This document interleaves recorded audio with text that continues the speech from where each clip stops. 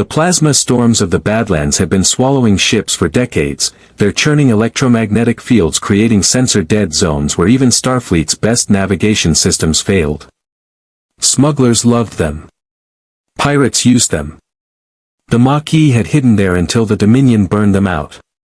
But the storms didn't care about politics or survival, they just consumed, indifferent and eternal. The SS Kalandara was a civilian salvage vessel, 40 years old and held together by spare parts and optimism.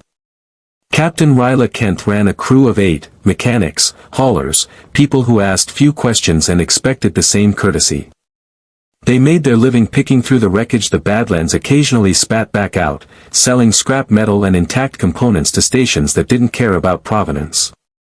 It was dangerous work, but the Dominion War had made safe work a luxury no one could afford. When the distress beacon lit up their sensors, faint, automated, barely cutting through the interference, Ryla knew it was either a goldmine or a trap. Beacons meant crew, and crew meant Starfleet rescue operations, which meant no salvage rights. But this beacon was old, its signal degraded by weeks or months of transmission.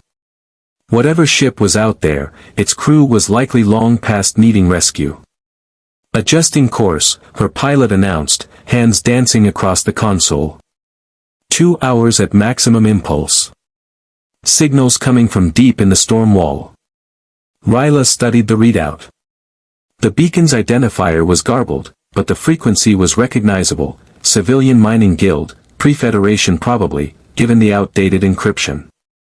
Any other vessels in range? Negative. We're alone out here. She leaned back in her command chair, weighing the risk. The Badlands could crush a ship like the Kalandara without effort. But salvage paid better than legitimate cargo runs, especially now with half the quadrant rebuilding from the war. Take us in. Nice and slow. The plasma storms intensified as they approached, orange and violet clouds of ionized gas battering their shields. The ship groaned, hull plating flexing under the pressure. Ryla's engineer called up from below, voice tight with worry. Captain, shields are at 70%. We go much deeper, we won't have enough power to get back out. Almost there, the pilot said. I've got visual. The view screen flickered, then resolved into an image that made Ryla's breath catch. The derelict hung in the relative calm at the storm's eye, a massive vessel easily twice the Kalandara's size. Its hull was dark gray, pitted with impacts and scarred by what looked like weapons fire. The design was unfamiliar, blocky and industrial, with huge cargo sections and a rotating gravity ring that had stopped moving. Emergency lights blinked weakly along its spine. That's not Federation, someone muttered. Not Cardassian either, Ryla said, studying the hull configuration. Or Klingon, Romulan, Ferengi. I've never seen anything like it. Her first officer, a Bajoran named Jeko Ren, pulled up the database. No match in any registry. The design is humanoid functional, artificial gravity, fusion drive systems, standard atmosphere indicators. But the architecture's all wrong. Look at those cargo bay doors. They're massive. Mining vessel, Ryla decided. Has to be. Something from outside Federation space, maybe caught in the war and driven into the Badlands. She activated the comm, attention unidentified vessel, this is the civilian freighter Kalandara. We're responding to your distress beacon. Please acknowledge. Static answered, thick with interference. Try hailing on all standard frequencies, she ordered.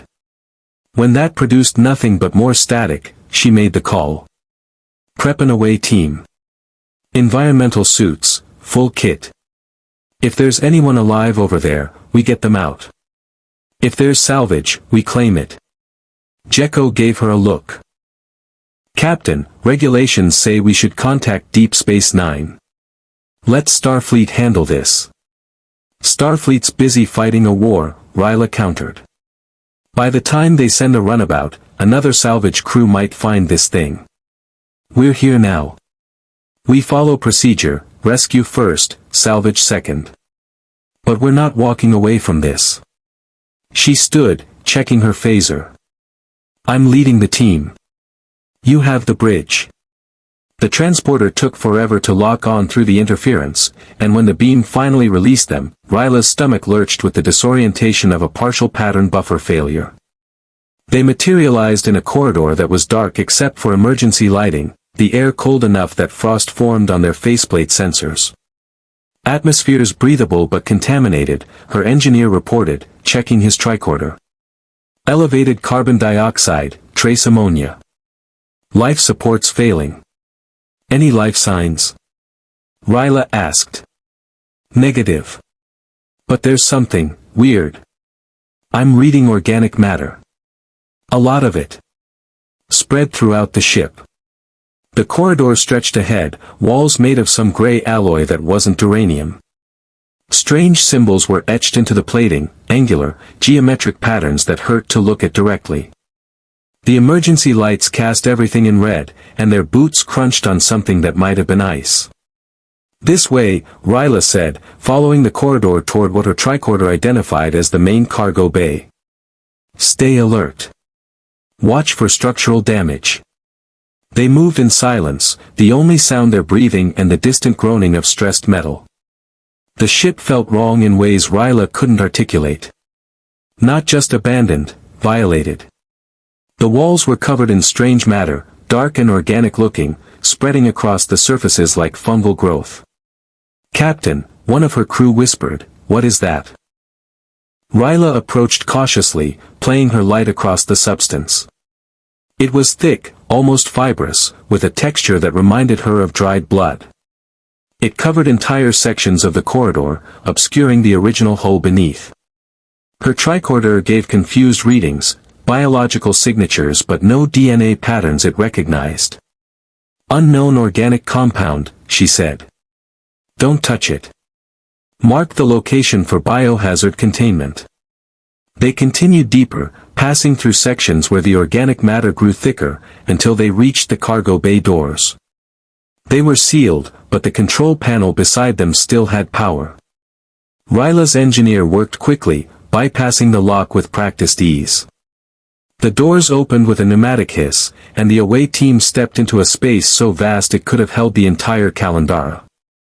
Emergency lighting illuminated rows of massive shipping containers, many torn open and empty. Equipment lay scattered across the deck, mining tools, processing machinery, all abandoned in apparent haste. But it was the object at the center of the bay that drew every eye. Ryla approached cautiously, playing her light across the substance. It was thick, almost fibrous, with a texture that reminded her of dried blood. It covered entire sections of the corridor, obscuring the original hull beneath. Her tricorder gave confused readings, biological signatures but no DNA patterns it recognized. "Unknown organic compound," she said. "Don't touch it. Mark the location for biohazard containment." They continued deeper, passing through sections where the organic matter grew thicker, until they reached the cargo bay doors. They were sealed, but the control panel beside them still had power. Ryla's engineer worked quickly, bypassing the lock with practiced ease. The doors opened with a pneumatic hiss, and the away team stepped into a space so vast it could have held the entire Kalandara. Emergency lighting illuminated rows of massive shipping containers, many torn open and empty. Equipment lay scattered across the deck, mining tools, processing machinery, all abandoned in apparent haste. But it was the object at the center of the bay that drew every eye. It stood 3 stories tall, a perfect geometric structure of red crystal and dark metal. The shape was impossible to fully comprehend, angles that seemed to exist in more dimensions than 3, surfaces that reflected light in ways that made Ryla's eyes water. Symbols covered its surface, the same angular patterns from the corridor walls, glowing faintly with internal luminescence. What is that?" someone breathed. Ryla's tricorder screamed warnings, readings spiking across every spectrum. "Unknown energy signature. Massive subspace distortion. This thing is active." She took a step closer, unable to look away. The object was beautiful in a way that made her chest tight, that made her think of things she'd lost and futures she'd never have. "Captain," her engineer said urgently, "I'm picking up power fluctuations. This thing is broadcasting some kind of signal. Low frequency, but it's propagating through subspace. Can you block it?" "No. It's already in our heads." Ryla tore her gaze away from the artifact, looking at her crew. They were all staring at it, faces slack with something that might have been awe or terror. "Everyone back to The scream came from behind them, raw and primal. They spun to see one of the crew, Meltic, a Balian who'd been checking the far containers, stumbling backward, arms flailing. Something was on him, a shape that moved wrong, too many limbs and joints bending in directions that violated anatomy. Phasers came up, beams lancing across the cargo bay. The thing on Meltic shrieked, a sound that was almost human, and collapsed. Meltic fell with it, blood spreading across the deck. "Medical emergency!"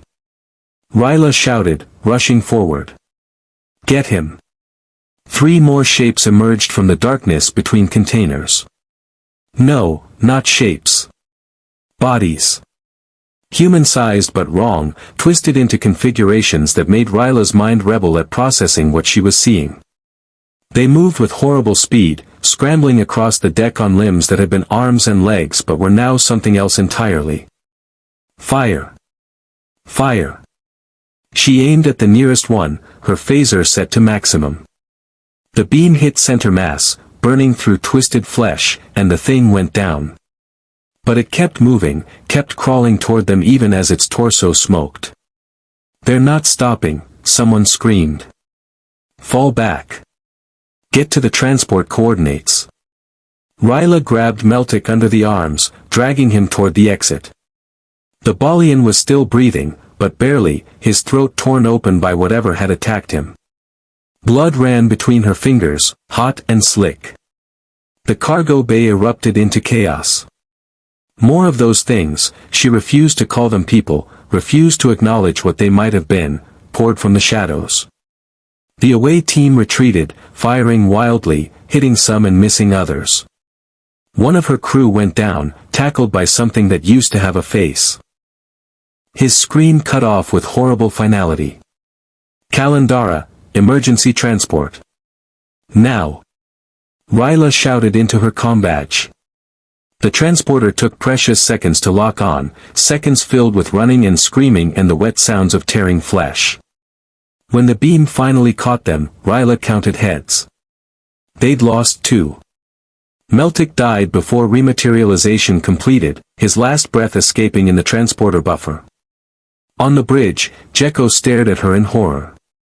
"Captain, what? Get us out of here." Ryla ordered, still covered in Meltic's blood. "Maximum impulse, now." The Kalandara turned, engines straining, and fled into the plasma storms. Behind them, the derelict hung silent in the dark, its cargo bay doors still open, the red crystal artifact still glowing in the depths. And somewhere in the ship's medical bay, Meltic's corpse lay cooling on a biobed, awaiting transport to the morgue. After 3 minutes, it began to move. If you want to see more characters enter the Star Trek universe, hit that subscribe button and drop the name of a character you'd want to see in the comments below. Live long and prosper. The runabout USS Rio Grande dropped out of warp at the edge of the Badlands, and Chief Miles O'Brien immediately regretted volunteering for this mission. The plasma storms churned across the viewscreen like an angry god, and somewhere inside that chaos was a civilian freighter that had sent a garbled distress call before going silent. "Lovely," Dr. Julian Bashir muttered from the co-pilot's seat, his enhanced eyes tracking the storm patterns. "Remind me again why we couldn't send a full starship." "Because Starfleet's got 3 full starships dealing with Jem'Hadar raiders in the Calandra sector," O'Brien replied, adjusting their course. "And because Captain Sisko figured 2 people was enough to check on a salvage crew that probably just fried their comm system. He didn't mention that he'd specifically requested this assignment." After months of combat engineering and watching good people die in the Dominion War, the idea of a simple rescue operation had seemed almost therapeutic. The Kalandara's transponder signal was weak but traceable, leading them deeper into the storm wall. O'Brien kept one hand on the shield controls, compensating for the plasma bursts that hammered their deflectors every few seconds. There. Got visual. The civilian freighter hung dead in space, engines dark, no signs of active power systems. Its hull was intact, no obvious battle damage or structural failures, but something about the way it drifted set O'Brien's teeth on edge. Ships didn't just die in space for no reason. Life signs? He asked. Bashir was already scanning, his genetically enhanced mind processing sensor data faster than the computer could display it. I'm reading, wait. That can't be right. He frowned, adjusting the medical scanner. I'm picking up 8 humanoid life signs. But they're scattered across multiple decks, and the readings are extremely faint. Like they're barely clinging to life. Any response to hails? Negative. Communications array appears functional, but no one's answering. O'Brien brought the runabout alongside, matching the freighter's drift. Right. Suit up. We're going over there. He stood, moving to the equipment lockers. Standard rescue protocol. We find survivors, stabilize them, get them back here. In and out, quick and quiet. You know it's never that simple, Bashir said, but he was already pulling on his environmental suit, checking the medical kit built into its forearm. The transporter deposited them in the Kalandara's main corridor, and O'Brien's first thought was that something had died here. The air was cold enough to see their breath through the faceplate, and even through the suit's filters, he could smell decay. Emergency lights painted everything in sick red, and the walls were covered in something dark and organic that his tricorder refused to properly classify. Julian, you seeing this? Bashir was crouched beside the substance, scanner active. Biological matter. Definitely organic, but the molecular structure is completely foreign. It's not matching any known species in the medical database. He straightened, and O'Brien could hear the concern in his voice. Miles, this looks like tissue. Like someone spread biological tissue across the walls. That's impossible. Tissue doesn't. A sound echoed down the corridor. Not mechanical. Something wet and rhythmic, like breathing through damaged lungs. O'Brien's hand went to his phaser. Where are those life signs? Engineering section, cargo bay, and the medical bay. Bashir's scanner chirped. Wait. One of the signatures just changed. The bio sign just spiked massively in the last 30 seconds. That's not medically possible unless... The screen cut him off. Human, female, absolute terror-given voice. It came from somewhere below them, echoing through the ship's environmental systems. They ran, following the sound through corridors that grew progressively worse. The organic matter thickened, forming structures that resembled muscle tissue and bone, all wrong and twisted into patterns that hurt to look at directly. O'Brien's engineering mind tried to understand what could cause this kind of biological contamination, but every explanation failed. The medical bay doors were open. Inside, the lights flickered, casting stuttering shadows across a scene from a nightmare. The woman, the Kalandara's medical officer, based on her uniform, was backed into a corner, phaser in shaking hands. She was firing wildly at something that had once been a Bolian. O'Brien recognized the blue skin, the distinctive ridge down the center of the head. But the body had been transformed into something obscene, limbs elongated and bent wrong, chest cavity split open to reveal pulsing organs that shouldn't exist. It moved on all fours, scrambling across the deck with horrible speed. Down! O'Brien shouted. The woman dropped, and he fired, phaser beam catching the thing's center mass. It shrieked, a sound that was almost Bolian, almost humanoid, but fundamentally wrong, and collapsed. Bashir was already moving, tricorder out, scanning the fallen creature. My God! Miles, this thing is dead. Has been for hours. But it's moving, it's active, he looked up, and O'Brien saw genuine fear in his genetically enhanced eyes. Its cellular structure is completely reorganized.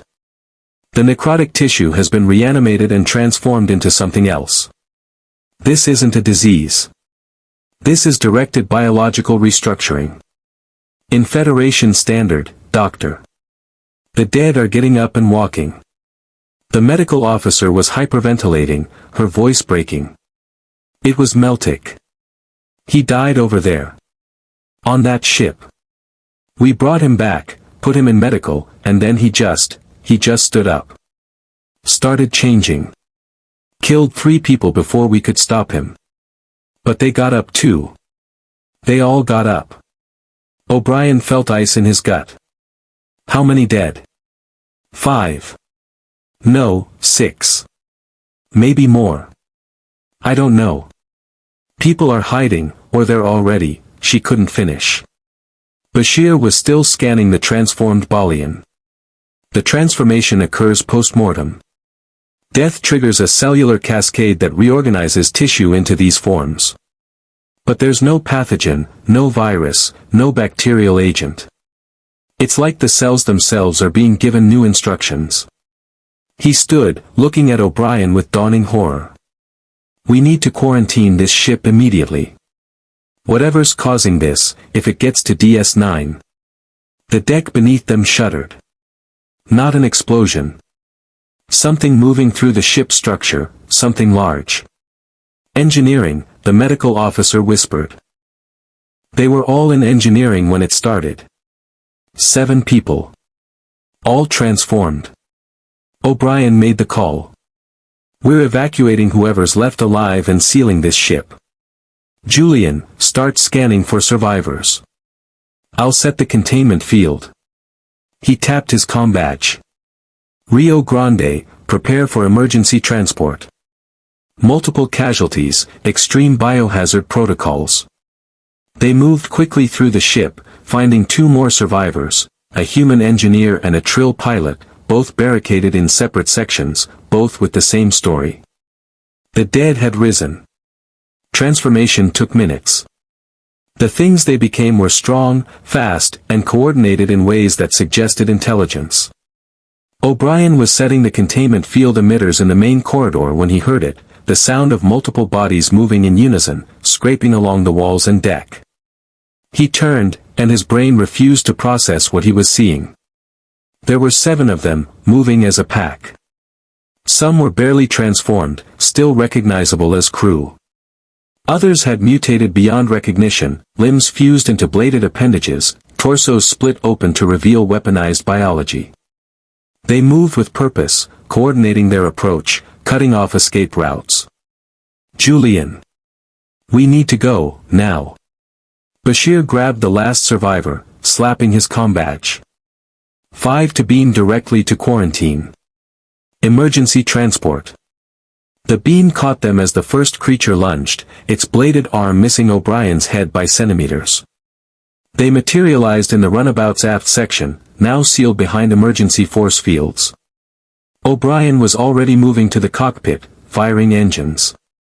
Containment field is active on the Kalandara, he reported, fingers flying across the controls. Ship is sealed.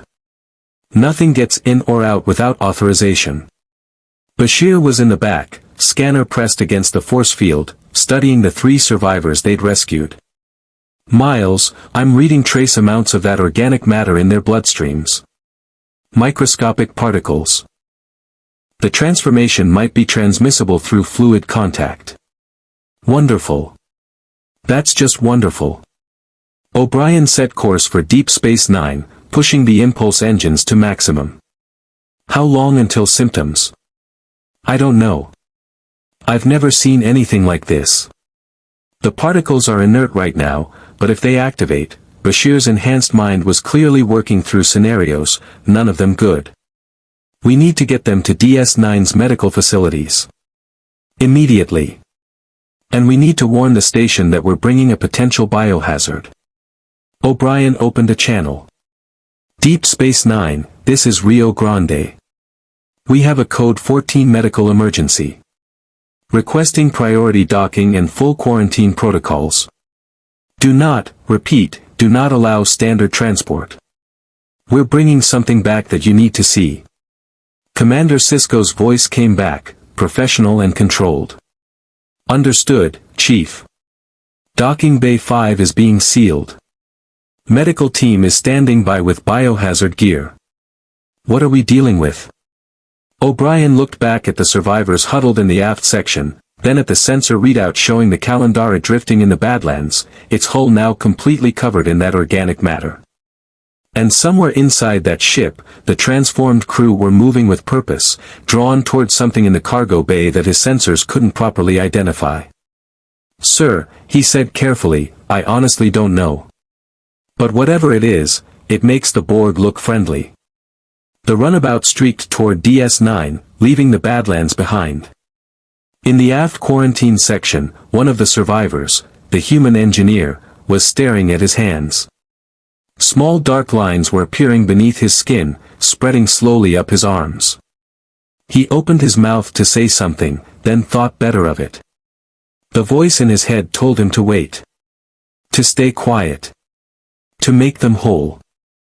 The artifact sat in Cargo Bay 12, surrounded by level 10 containment fields and enough security measures to hold a singularity. Captain Benjamin Sisko stood in the observation gallery above, watching Starfleet's best scientific minds try to make sense of what Chief O'Brien had brought back from the Kalandara. It shouldn't have been possible to transport the thing. O'Brien had needed to reconfigure the Rio Grande's pattern buffers 3 times, and even then the transporter had nearly failed. The object's geometry didn't want to be contained in a matter stream, kept trying to exist in more dimensions than the system could handle. When it finally materialized in the cargo bay, 2 technicians had passed out just from looking at it. It's beautiful, someone whispered beside him. Sisko turned to see Major Kira Neri staring through the observation window, her face slack with an expression he'd never seen on her before. Not quite rapture. Not quite terror. Something in between. Major? She blinked, tearing her gaze away with visible effort. Sorry, sir. Did you see the way the light reflects off it? The patterns? She shook her head, as if trying to clear water from her ears. Never mind. What do we know? Not enough. Sisko gestured to the holographic display floating beside them. It's crystalline and metallic, composition unknown. It's generating a low-frequency signal that propagates through subspace. Lieutenant Dax says the signal's reaching at least 3 light-years in every direction, possibly farther. We can't block it, can't shut it down, can't even properly measure it without our sensors going haywire. And the signal does, what? That's what worries me. Sisko pulled up the medical reports. The 3 survivors O'Brien brought back are in isolation. Dr. Bashir found traces of an unknown organic compound in their bloodstreams. One of them, the human engineer, is showing signs of cellular degradation. Bashir's trying to stabilize him, but he says the man keeps talking to himself. Having conversations with people who aren't there. Kira's hand drifted unconsciously to her phaser. Hallucinations? Or something worse? Sisko watched the scientists below attempting to scan the artifact with modified tricorders. One of them, a Vulcan, suddenly stumbled backward, hand pressed to her temple. The artifact seems to affect telepathic and telekinetic individuals more severely. We've had 3 betazoids report to medical with severe headaches. The Vulcan science officer who tried to examine it. Clara, she's in psychiatric care. What happened to her? Sisko pulled up the security footage. Kira watched in silence as Clara, always composed and logical, carved symbols into her quarters with a piece of broken glass. The same angular, geometric patterns that covered the artifact. When security tried to intervene, she'd fought with surprising strength, screaming in Vulcan about convergence and wholeness and making the pain stop. Then she'd run for the nearest airlock. They'd stunned her before she could open it, but the look in her eyes before she fell, Sisko had seen people lose their minds before, but never like that. Never with such absolute certainty that what they were doing was right. She's sedated now, Sisko said quietly. But she keeps trying to hurt herself. Keeps saying she needs to join the others. Bashir doesn't know if she'll recover. Kira turned back to the observation window. Below, the artifact pulsed with faint internal light. Benjamin, what is that thing? I don't know. But it came from a ship full of dead people who started walking again. And ever since we brought it aboard, people have been changing. The comm system crackled. Ops to Captain Sisko. Go ahead. Dax's voice carried unusual tension. Benjamin, we're picking up unusual activity throughout the station. Medical reports are spiking, headaches, auditory hallucinations, vision disturbances. Over 200 people affected in the last hour. And Benjamin, people are hearing voices. Dead relatives, mostly. Lost loved ones. Sisko's jaw tightened. Is there a pattern? The closer to cargo bay 12, the worse the symptoms. But it's spreading. Whatever that thing is broadcasting, it's affecting the entire station population. Before Sisko could respond, the Vulcan scientist below the observation window collapsed.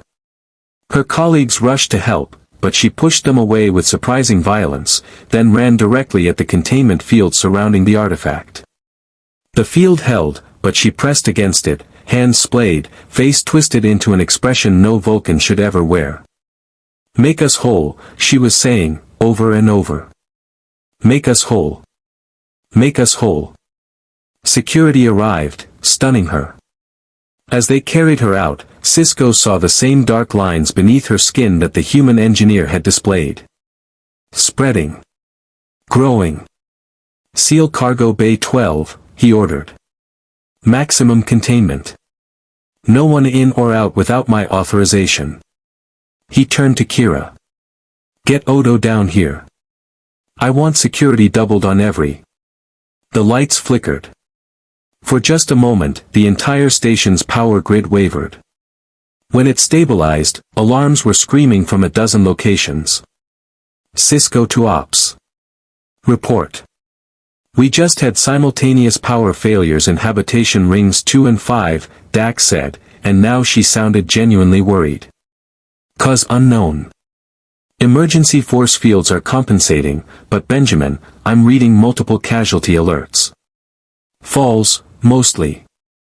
People losing consciousness. How many? 16.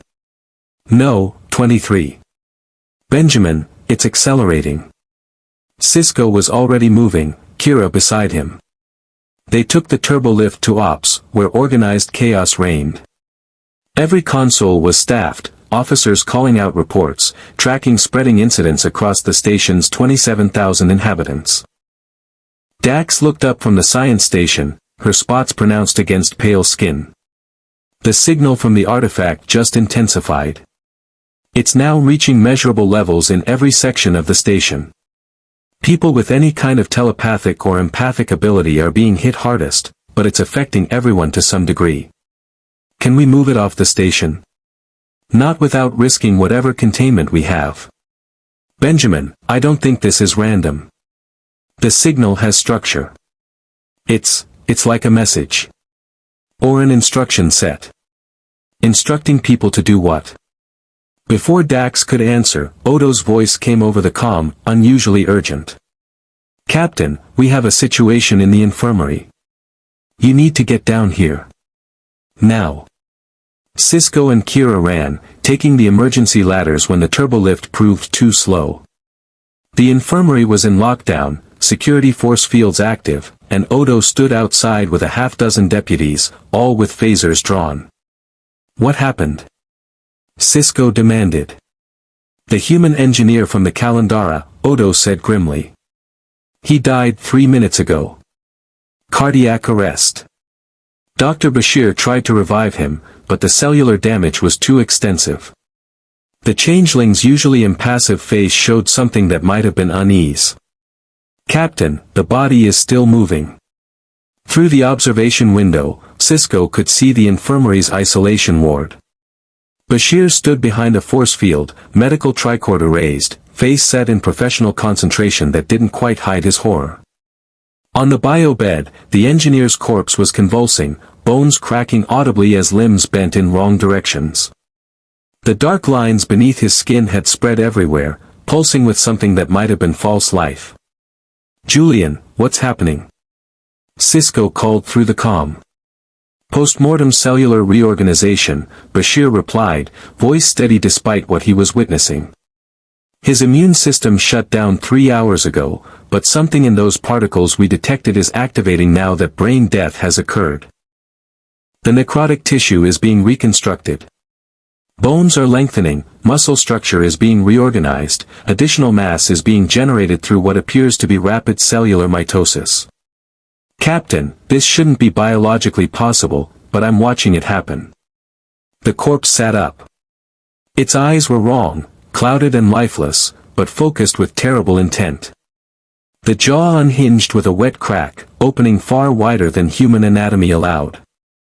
And then it screamed, a sound that echoed through the subspace-enhanced comm system, a sound that carried that same signal, that same instruction. "Make us whole. Maximum containment," Sisko ordered. "Seal that ward. No one goes in, nothing comes out." "Captain," Odo said carefully, "we have a bigger problem. I've been coordinating with station security.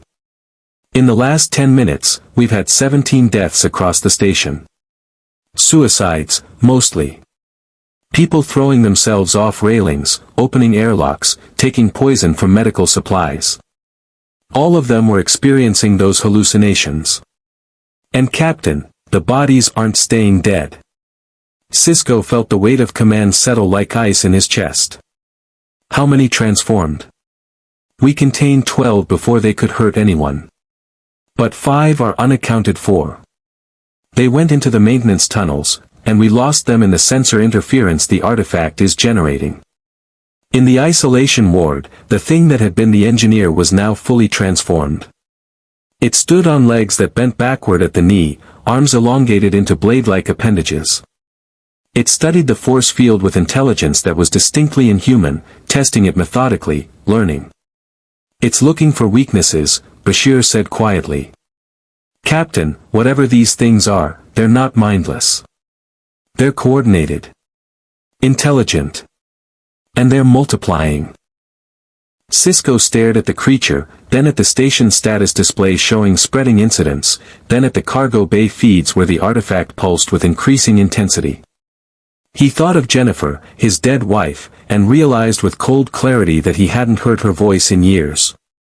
Not since the last time he'd visited the wormhole, seeking the Prophet's guidance. But now, standing here watching the dead rise and walk, he could hear her. Whispering at the edge of consciousness. Telling him it didn't have to hurt. That convergence would bring peace. That all he had to do was accept. "Benjamin?" Kira was looking at him with concern. "Are you all right?" He shook his head, forcing the voice away. "No one is.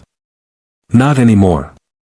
He activated the station-wide comm, "Attention all Deep Space Nine personnel. This is Captain Sisko.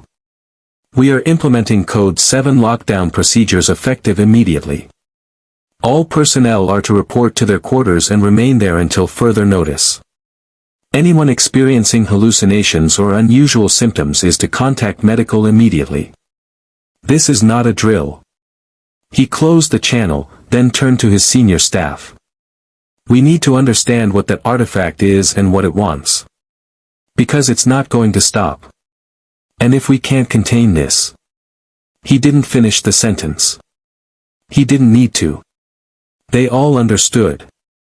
Deep Space Nine had faced Cardassians, Dominion forces, and spatial anomalies.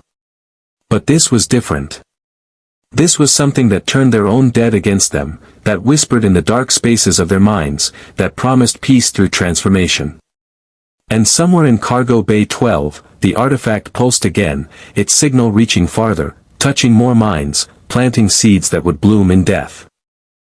Dr. Julian Bashir had been genetically enhanced to process information faster than any baseline human, to see patterns where others saw chaos, to solve medical mysteries that would stump conventional doctors for weeks. Right now, he desperately wished he couldn't think so clearly, because the data streaming across his medical displays painted a picture of cascading catastrophe that his enhanced mind couldn't deny. 12 hours since the artifact arrived. 43 deaths. All by suicide, all hearing voices. And every single corpse had reanimated within minutes. The transformation follows a consistent pattern, he said to the holographic recording, documenting everything in case he didn't survive to report in person. Cell death triggers an unknown mechanism, possibly quantum in nature, possibly subspace-based, that reorganizes necrotic tissue into new structures. The process is frighteningly efficient. Bone density increases by 300%. Muscle tissue is completely restructured for maximum force generation. Neural tissue remains active despite brain death, suggesting the controlling intelligence is distributed throughout the body rather than centralized. He gestured to the biobed where the transformed engineer remained contained behind triple redundant force fields. The thing watched him with eyes that shouldn't see, tracked his movements with predatory focus. More concerning, the transformation appears to be adaptive. Each new iteration incorporates features suited to its environment. The Balian specimen from the Kalandara developed enhanced strength and melee combat features. This human specimen has grown additional sensory organs, possibly for detecting electromagnetic fields or subspace emissions. I'm theorizing that the transformation is directed by some form of collective intelligence, learning from each new host. A chime from his medical console. Another suicide. Habitation Ring 4, Section 12. A Bajoran engineer had walked calmly into a plasma conduit.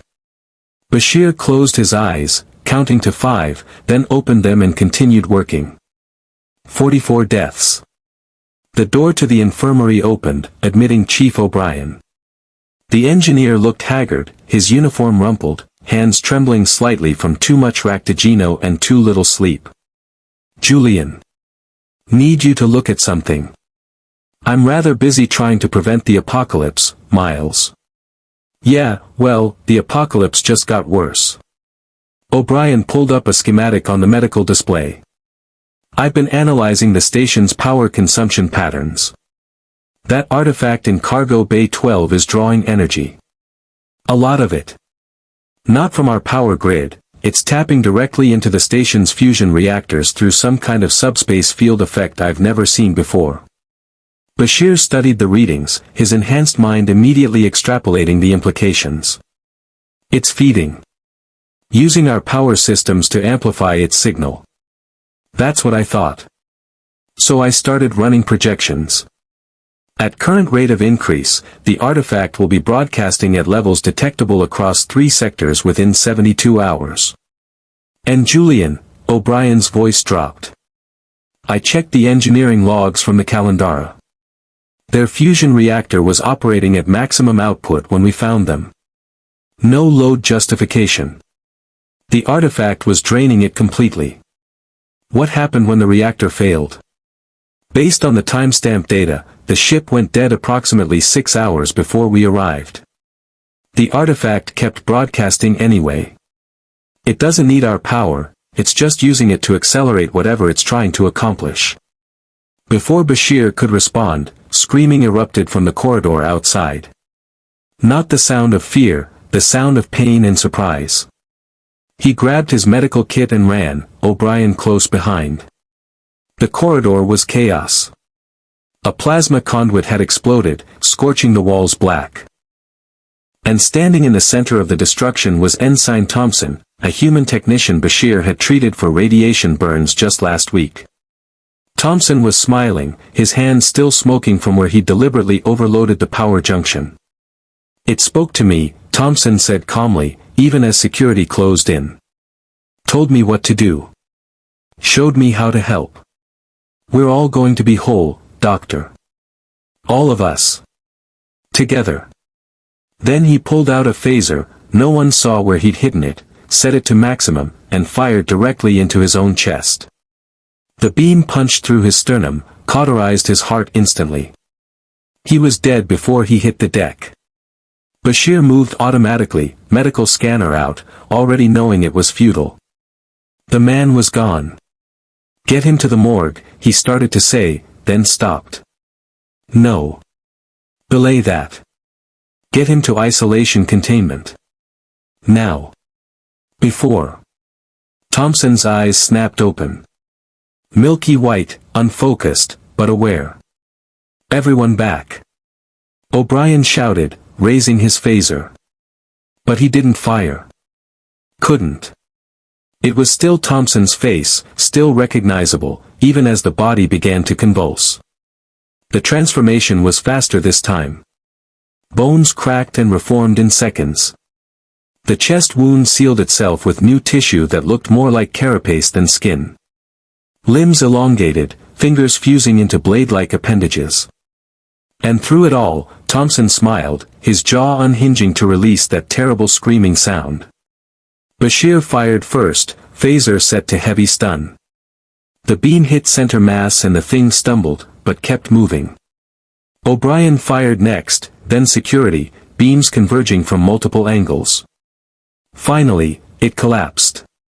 "Stasis chamber," Bashir ordered. "Transport it directly. Do not let anyone touch it." The transport completed, but Bashir's tricorder was already alerting him to another problem. During the transformation, Thompson's body had released particles into the air, microscopic fragments of that same organic compound, now airborne and spreading through the station's environmental systems. "Oh no," he whispered. "Julian?" O'Brien was looking at him with growing dread. "What is it?" "The transformation is airborne now. Not enough to cause direct infection, but enough to prime the cellular structure. Anyone who dies while these particles are in their system will transform faster." He pulled up the environmental control schematic. "Miles, these particles are spreading through the entire station.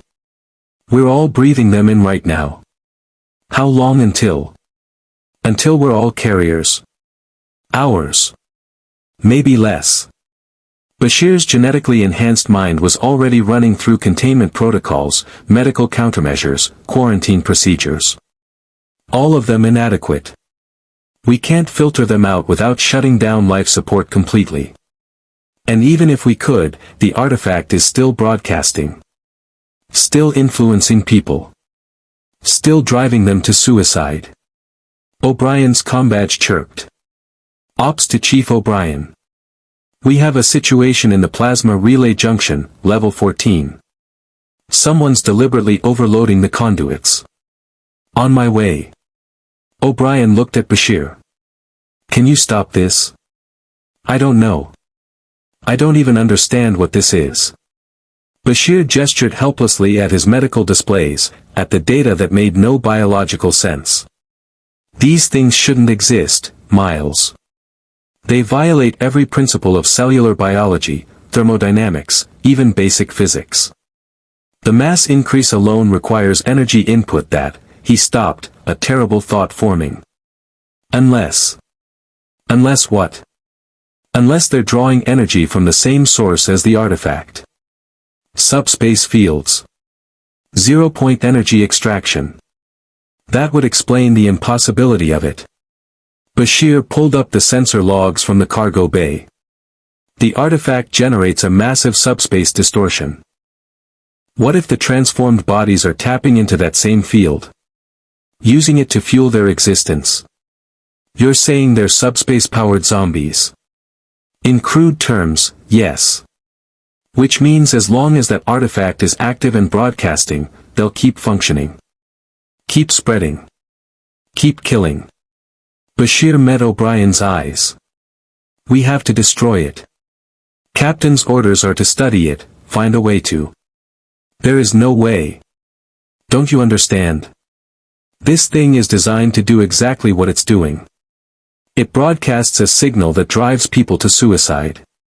Their bodies transform. The transformed bodies kill more people. Those people transform. Exponential growth until there's nothing left but, he gestured at the stasis chamber holding Thompson's transformed corpse. That. O'Brien's combadge chirped again. Chief, you need to get down here. We've got multiple overloads across the entire section. Someone's sabotaging, the voice cut off in static and screaming. They ran. Through corridors where crew members pressed themselves against walls, eyes unfocused, muttering about voices and visions. Past observation windows showing the artifact in Cargo Bay 12, pulsing faster now, the geometric patterns on its surface glowing brighter. Down emergency ladders when the turbolift refused to respond. Level 14 was a war zone. 3 plasma conduits had exploded simultaneously, venting superheated gas into adjacent corridors. Emergency force fields held, barely, but the heat was intense enough to char the walls. And standing in front of the main power junction, hands deep in the access panel, was Lieutenant Vilix. The Balian looked up as they arrived, and his face was serene despite the burns covering his hands. Chief O'Brien. Doctor. You shouldn't be here. This is necessary work. The convergence requires. Step away from the panel, Lieutenant, O'Brien said carefully, not raising his phaser. Yet. I can't do that. The artifact needs more power. It told me how to reroute the plasma feeds. If I can just finish the bypass, it'll be able to reach so many more people. They'll all hear the call. They'll all understand. Vilix smiled, and there were tears running down his face. Don't you want to see them again, Chief? Your mother. Your father. All the people you've lost. They're waiting. They're so close. All we have to do is. He pulled the isolinear chip from the panel. The plasma feed detonated instantly, a wall of superheated gas expanding at hypersonic speed. O'Brien grabbed Bashir and Dove sideways, the blast wave picking them up and hurling them through the emergency force field into the adjacent corridor. The force field held, sealing automatically, trapping Vilix on the other side. Through the shimmering barrier, they watched the Balian burn. Watched him scream. Watched him die. And then, still burning, watched him stand back up. The transformation occurred inside the inferno, flesh charring away to reveal the restructured biology beneath. Vilix's body twisted and reformed, bones cracking free from burning meat, new structures growing from necrotic tissue. The thing that emerged from the flames was barely humanoid anymore, a nightmare of exposed muscle, calcified bone plates, and blade-like appendages. It threw itself at the force field with enough force to make the emitter spark. Miles, Bashir said quietly. We need to leave. Now. They retreated, sealing bulkheads behind them. Behind the barriers, alarms screamed warnings of structural failure, containment breaches, and spreading fires. And through it all, Bashir could hear the artifact's signal, louder now, clearer, speaking directly into his genetically enhanced brain. Make us whole. Join the convergence. End the pain. Your father is waiting. Your mother. Everyone you've lost. They're all here. All waiting. Julian. O'Brien grabbed his shoulder. Julian, stay with me. Bashir shook his head violently, forcing the voices back. I'm fine. I'm. Miles, how many people have we lost to the explosions? O'Brien checked his tricorder, and his face went pale. 17 confirmed dead. Another 23 injured, critical condition. He paused, reading the data. Julian, some of the bodies are already moving. The medical teams are reporting transformed individuals emerging from the explosion sites. How many? 8. No, 12. They're spreading through the maintenance tunnels, using the plasma conduits to move between sections. Security can't track them all. Bashir pulled up a station schematic, his enhanced mind mapping the spread pattern. They're not random. Look at the trajectories. They're all converging toward. Cargo Bay 12, O'Brien finished. They're moving toward the artifact. Or it's calling them.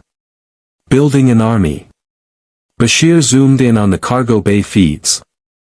The containment fields were still holding, but the artifact was pulsing faster now, the light almost blinding. Miles, we have maybe hours before this gets completely out of control. We need to. The station-wide comm crackled. Captain Sisko's voice, strained but controlled. All senior staff report to Ops immediately. We have a Code 1 situation. Multiple hull breaches on Habitation Ring 5. Casualties in the hundreds. Bashir and O'Brien exchanged looks, then ran for the turbolift. As they climbed, Bashir checked his medical scanner one more time. The entire station was saturated with those airborne particles now. Every single person on Deep Space Nine was breathing them in. 27,000 potential hosts, all primed and ready. All the artifact needed was for them to die. General Martok of the Klingon Defense Force had seen many types of death in his long military career. Glorious death in battle. Dishonorable death through treachery. The cold death of vacuum exposure and the burning death of plasma fire. But he had never seen death that refused to end, that twisted warriors into abominations that walked again with alien purpose. His flagship, the IKS Rotaran, held position 300 kilometers from Deep Space Nine, flanked by 11 other Klingon warships. The entire Ninth Fleet, battle-hardened veterans of the Dominion War, watching a Federation space station slowly consume itself from within. General, his first officer reported, the Federation station is still broadcasting distress signals. Captain Sisko is requesting immediate assistance with evacuation procedures. Martok studied the tactical display. Deep Space Nine hung against the stars like a dying beast, sections of its habitation rings venting atmosphere, internal fires visible through viewport breaches. His sensors detected weapons fire inside the station, phasers, disruptors, even hand-to-hand combat. And underneath it all, a strange subspace signal that made his teeth ache. What is the casualty count? Federation reports 317 confirmed dead. Unknown number transformed into hostile entities. The station's internal security forces are overwhelmed. Martok's jaw tightened. He had fought alongside Sisko during the war, respected the human's tactical mind and warrior's heart. But respect didn't override strategic necessity. Open a channel to Deep Space Nine. Command frequency. The view screen shifted, showing Sisko in ops. The captain looked exhausted, his uniform torn, a fresh burn mark on his left shoulder. Behind him, the operations center was chaos, officers shouting reports, alarm klaxons screaming, displays showing spreading disaster across every station system. General Martok, Sisko said. Thank you for responding.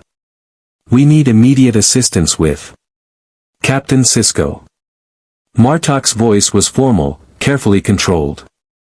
The Klingon High Council has reviewed the situation aboard your station. We have consulted with our military advisors and our cultural ministers. The decision has been made. He paused, letting the weight settle. Deep Space Nine must be destroyed. Silence on the bridge. Even through the view screen, Martok could see the shock on Sisko's face, quickly masked by professional composure. General, we have nearly 27,000 people on this station. Civilians, Starfleet personnel, Bajoran militia. Who will all die anyway if this infection spreads beyond your station, Martok interrupted. Captain, I have reviewed the data your Dr. Bashir transmitted. These creatures, these revived dead, they are an offense against nature itself. Klingon warriors are taught that death is the ultimate journey, the final test of honor. But these things mock death. They deny warriors their rightful place in STOVO Corps. His voice hardened. The High Council will not allow this abomination to spread to Klingon worlds. We will not risk our people for Federation sentiment. We can contain this, Sisko insisted. Give us time to evacuate the uninfected population. We'll seal the station, destroy the artifact causing. You've had time, Captain. 12 hours since your Chief O'Brien discovered the source. In those 12 hours, how many have died? How many warriors now walk as hollow shells? Martok leaned forward. I am giving you 6 hours to evacuate whoever can be saved. After that, my fleet will open fire. We will reduce Deep Space Nine to atoms. The artifact, the infected, all of it. This is not negotiable. The Bajoran government will never accept. The Bajoran government has already been contacted. First Minister Shakar understands the necessity. Martok's expression softened slightly. Captain, I take no pleasure in this. You are a warrior I respect. But I have a duty to my people, just as you have to yours. 6 hours. Use them wisely. He terminated the connection before Sisko could respond. The bridge of the Rotaran was silent, his crew watching him carefully. Prepare the fleet for bombardment pattern Theta 5, Martok ordered. Quantum torpedoes, full spread. I want overwhelming firepower ready when the deadline expires. Yes, General. His tactical officer hesitated. Sir, what if Captain Sisko refuses to evacuate? What if he tries to defend the station? Then we will fire through his defenses, Martok said flatly. This is not about Federation Klingon politics. This is about survival. He stood, moving to the observation window where Deep Space Nine hung like a wounded bird. And if we must become the villains of this story to prevent a greater catastrophe, then we will bear that dishonor. His combadge chirped. Engineering to General Martok. We're detecting unusual subspace fluctuations from the Federation station. The signal is intensifying. Elabort. The frequency matches what Dr. Bashir described in his transmission. It's. General, our crew is beginning to report auditory hallucinations. Voices of fallen comrades. Warriors who died in combat. Martok felt ice in his chest. How many affected? 7 so far. All warriors who have lost brothers in recent battles. The ship's counselor recommends. A scream echoed through the ship's intercom. Not pain. Not fear. Rage and grief mixed into something primal. General. His first officer was checking sensors. Lieutenant Koth just attacked 3 crew members in engineering. He's saying his brother is calling him from Estioviocor. He's trying to, General, he just threw himself into the warp core containment field. Emergency transport. Get him out. Too late, sir. He's dead. Martok was already moving, heading for engineering at a dead run.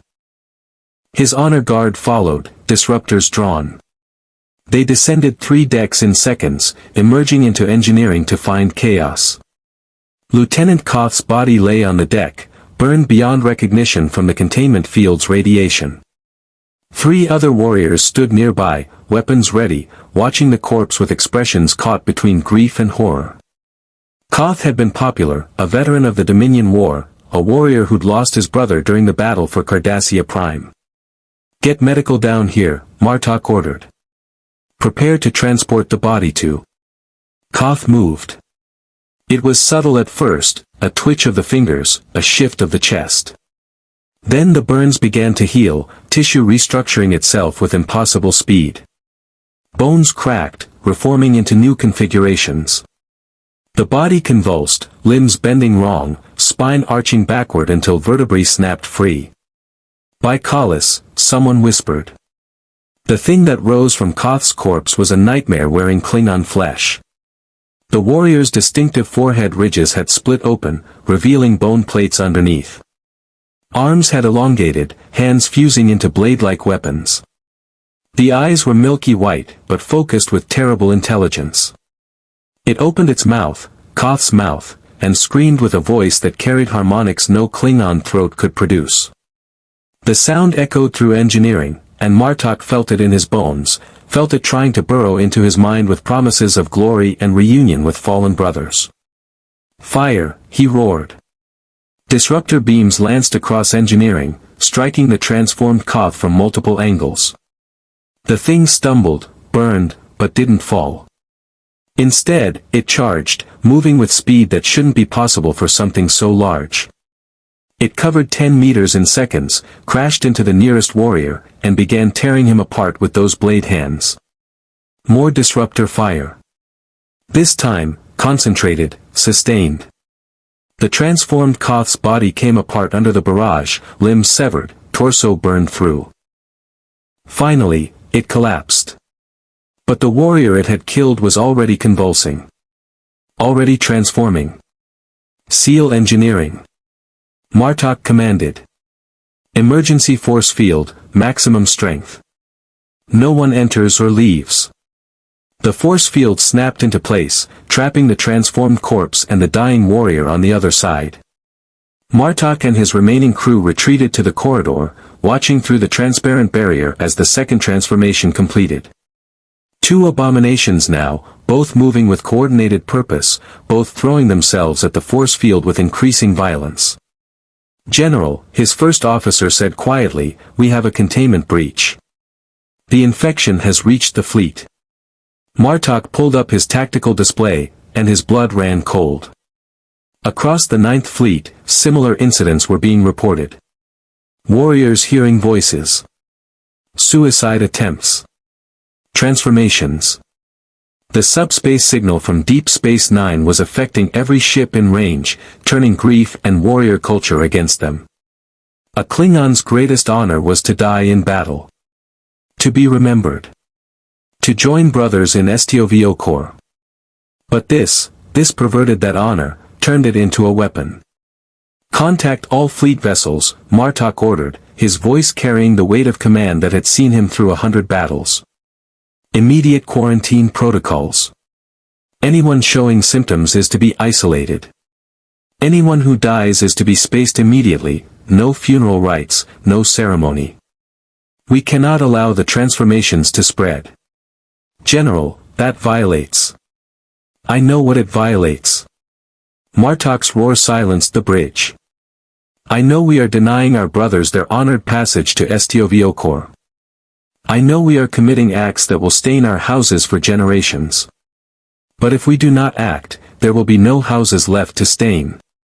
No empire. No warriors at all, just these hollow things wearing our faces." He turned back to the force field, where the two transformed Klingon continued their assault. Already, the emitters were showing strain. These things were stronger than they should be, driven by something beyond muscle and bone. "Sir," his tactical officer reported, "the IKS-CH Tang is reporting a full outbreak.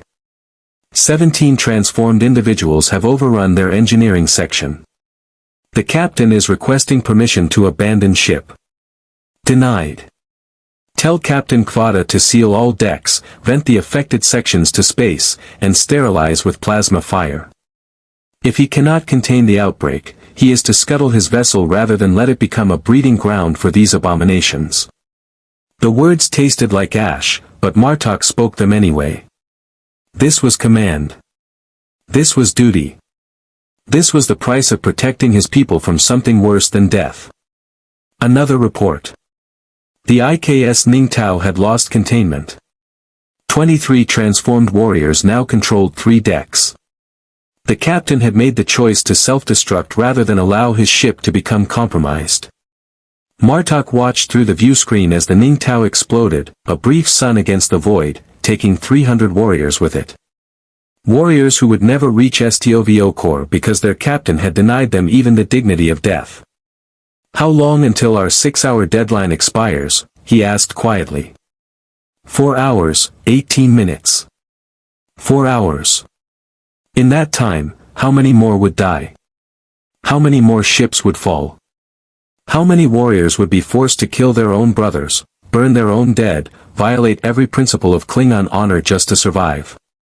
Martok's combadge chirped. A priority signal, Chancellor Gowron's personal frequency. "General Martok," Gowron's voice was cold, controlled. I have received reports of the situation in your fleet. The High Council has revised our orders. You now have authorization to open fire on Deep Space Nine immediately. We cannot afford to wait. The signal is spreading too fast. Martok looked at the station, thinking of Sisko, of the thousands of people still fighting for survival inside those metal corridors. Chancellor, if we fire now, we kill everyone aboard. There's still time to. There is no time. Every moment we delay, that signal reaches farther.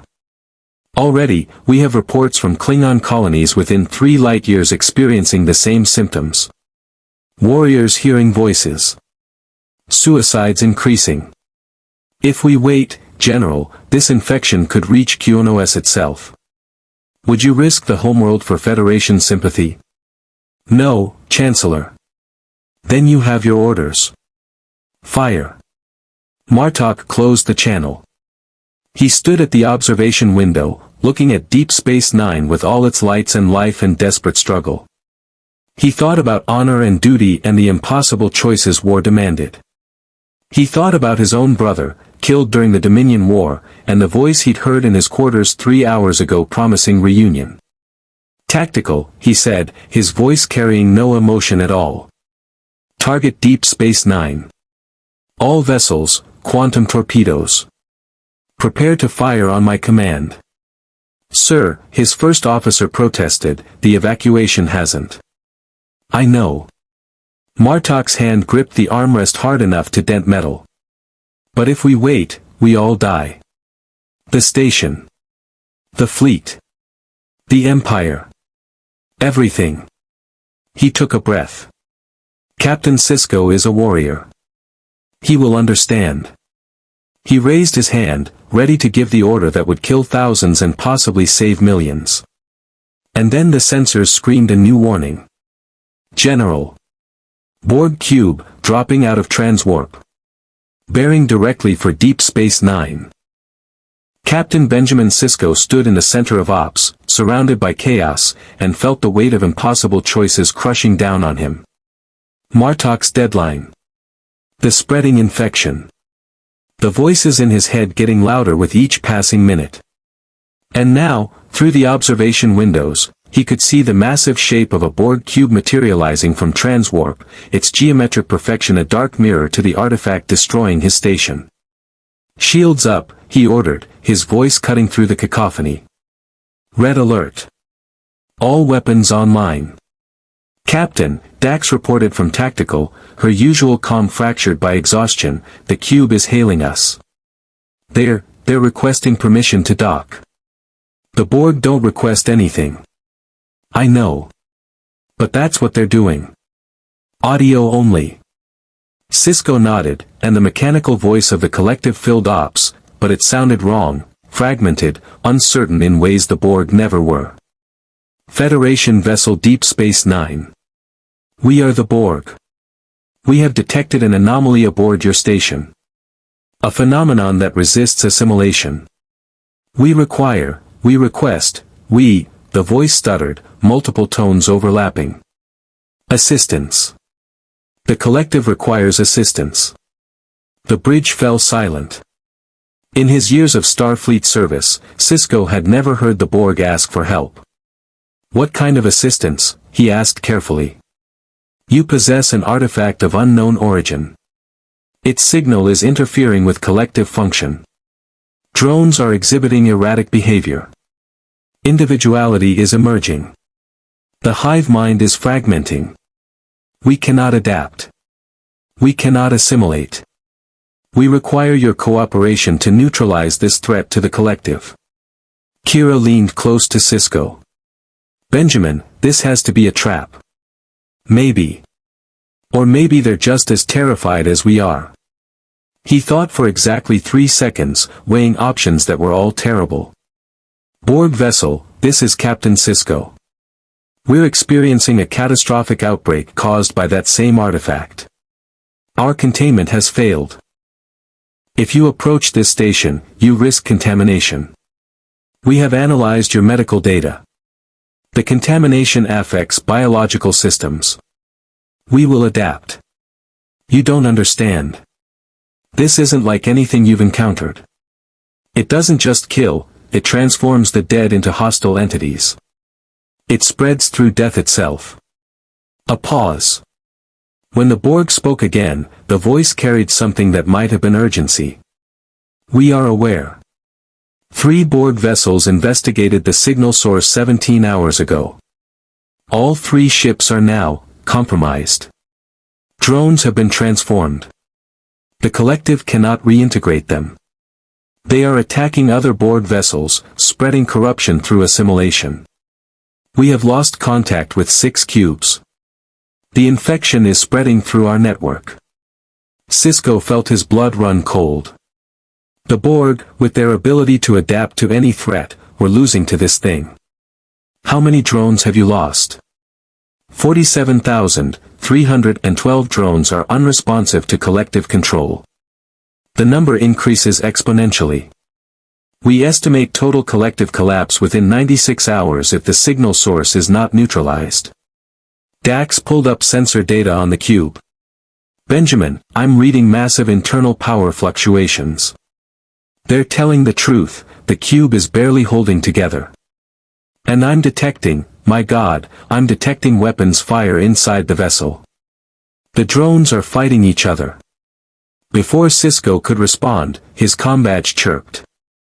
Bashir's voice, strained and urgent. Captain, you need to see this. Now. Sisko ran to the infirmary, Kira beside him. They found Bashir in the main isolation ward, staring at a holographic display that showed something impossible. On one side of the divided chamber stood a transformed necromorph, a former security officer, now a twisted amalgam of blade limbs and exposed bone. On the other side stood a Borg drone, its cybernetic implants sparking erratically, green assimilation tubules hanging limp. Watch, Bashir said quietly. The necromorph threw itself at the force field separating the chambers. The drone did the same from its side. Their bodies met against the barrier, and for a moment, nothing happened. Then the force field failed, sabotaged by someone under the artifact's influence, Sisko realized with horror. The 2 entities collided. The drone's assimilation tubules shot forward, piercing the necromorph's flesh, injecting nanoprobes.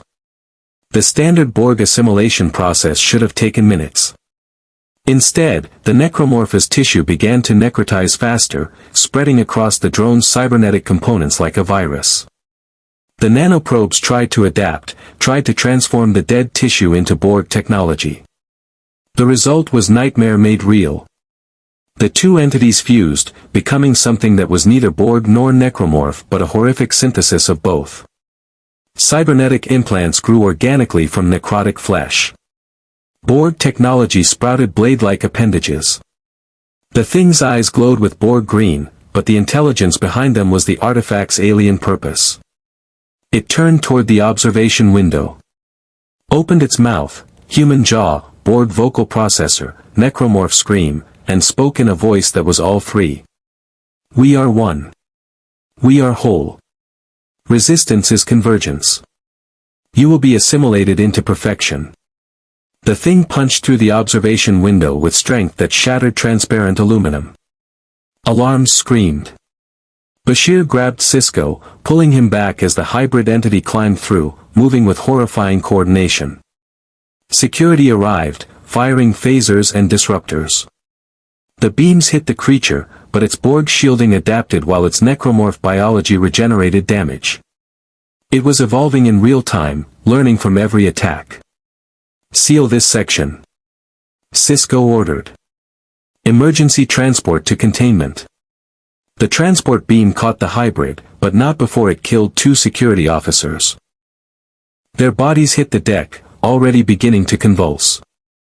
Get them out of here before, Sisko started, but it was too late. The transformations were accelerating now, taking mere seconds instead of minutes.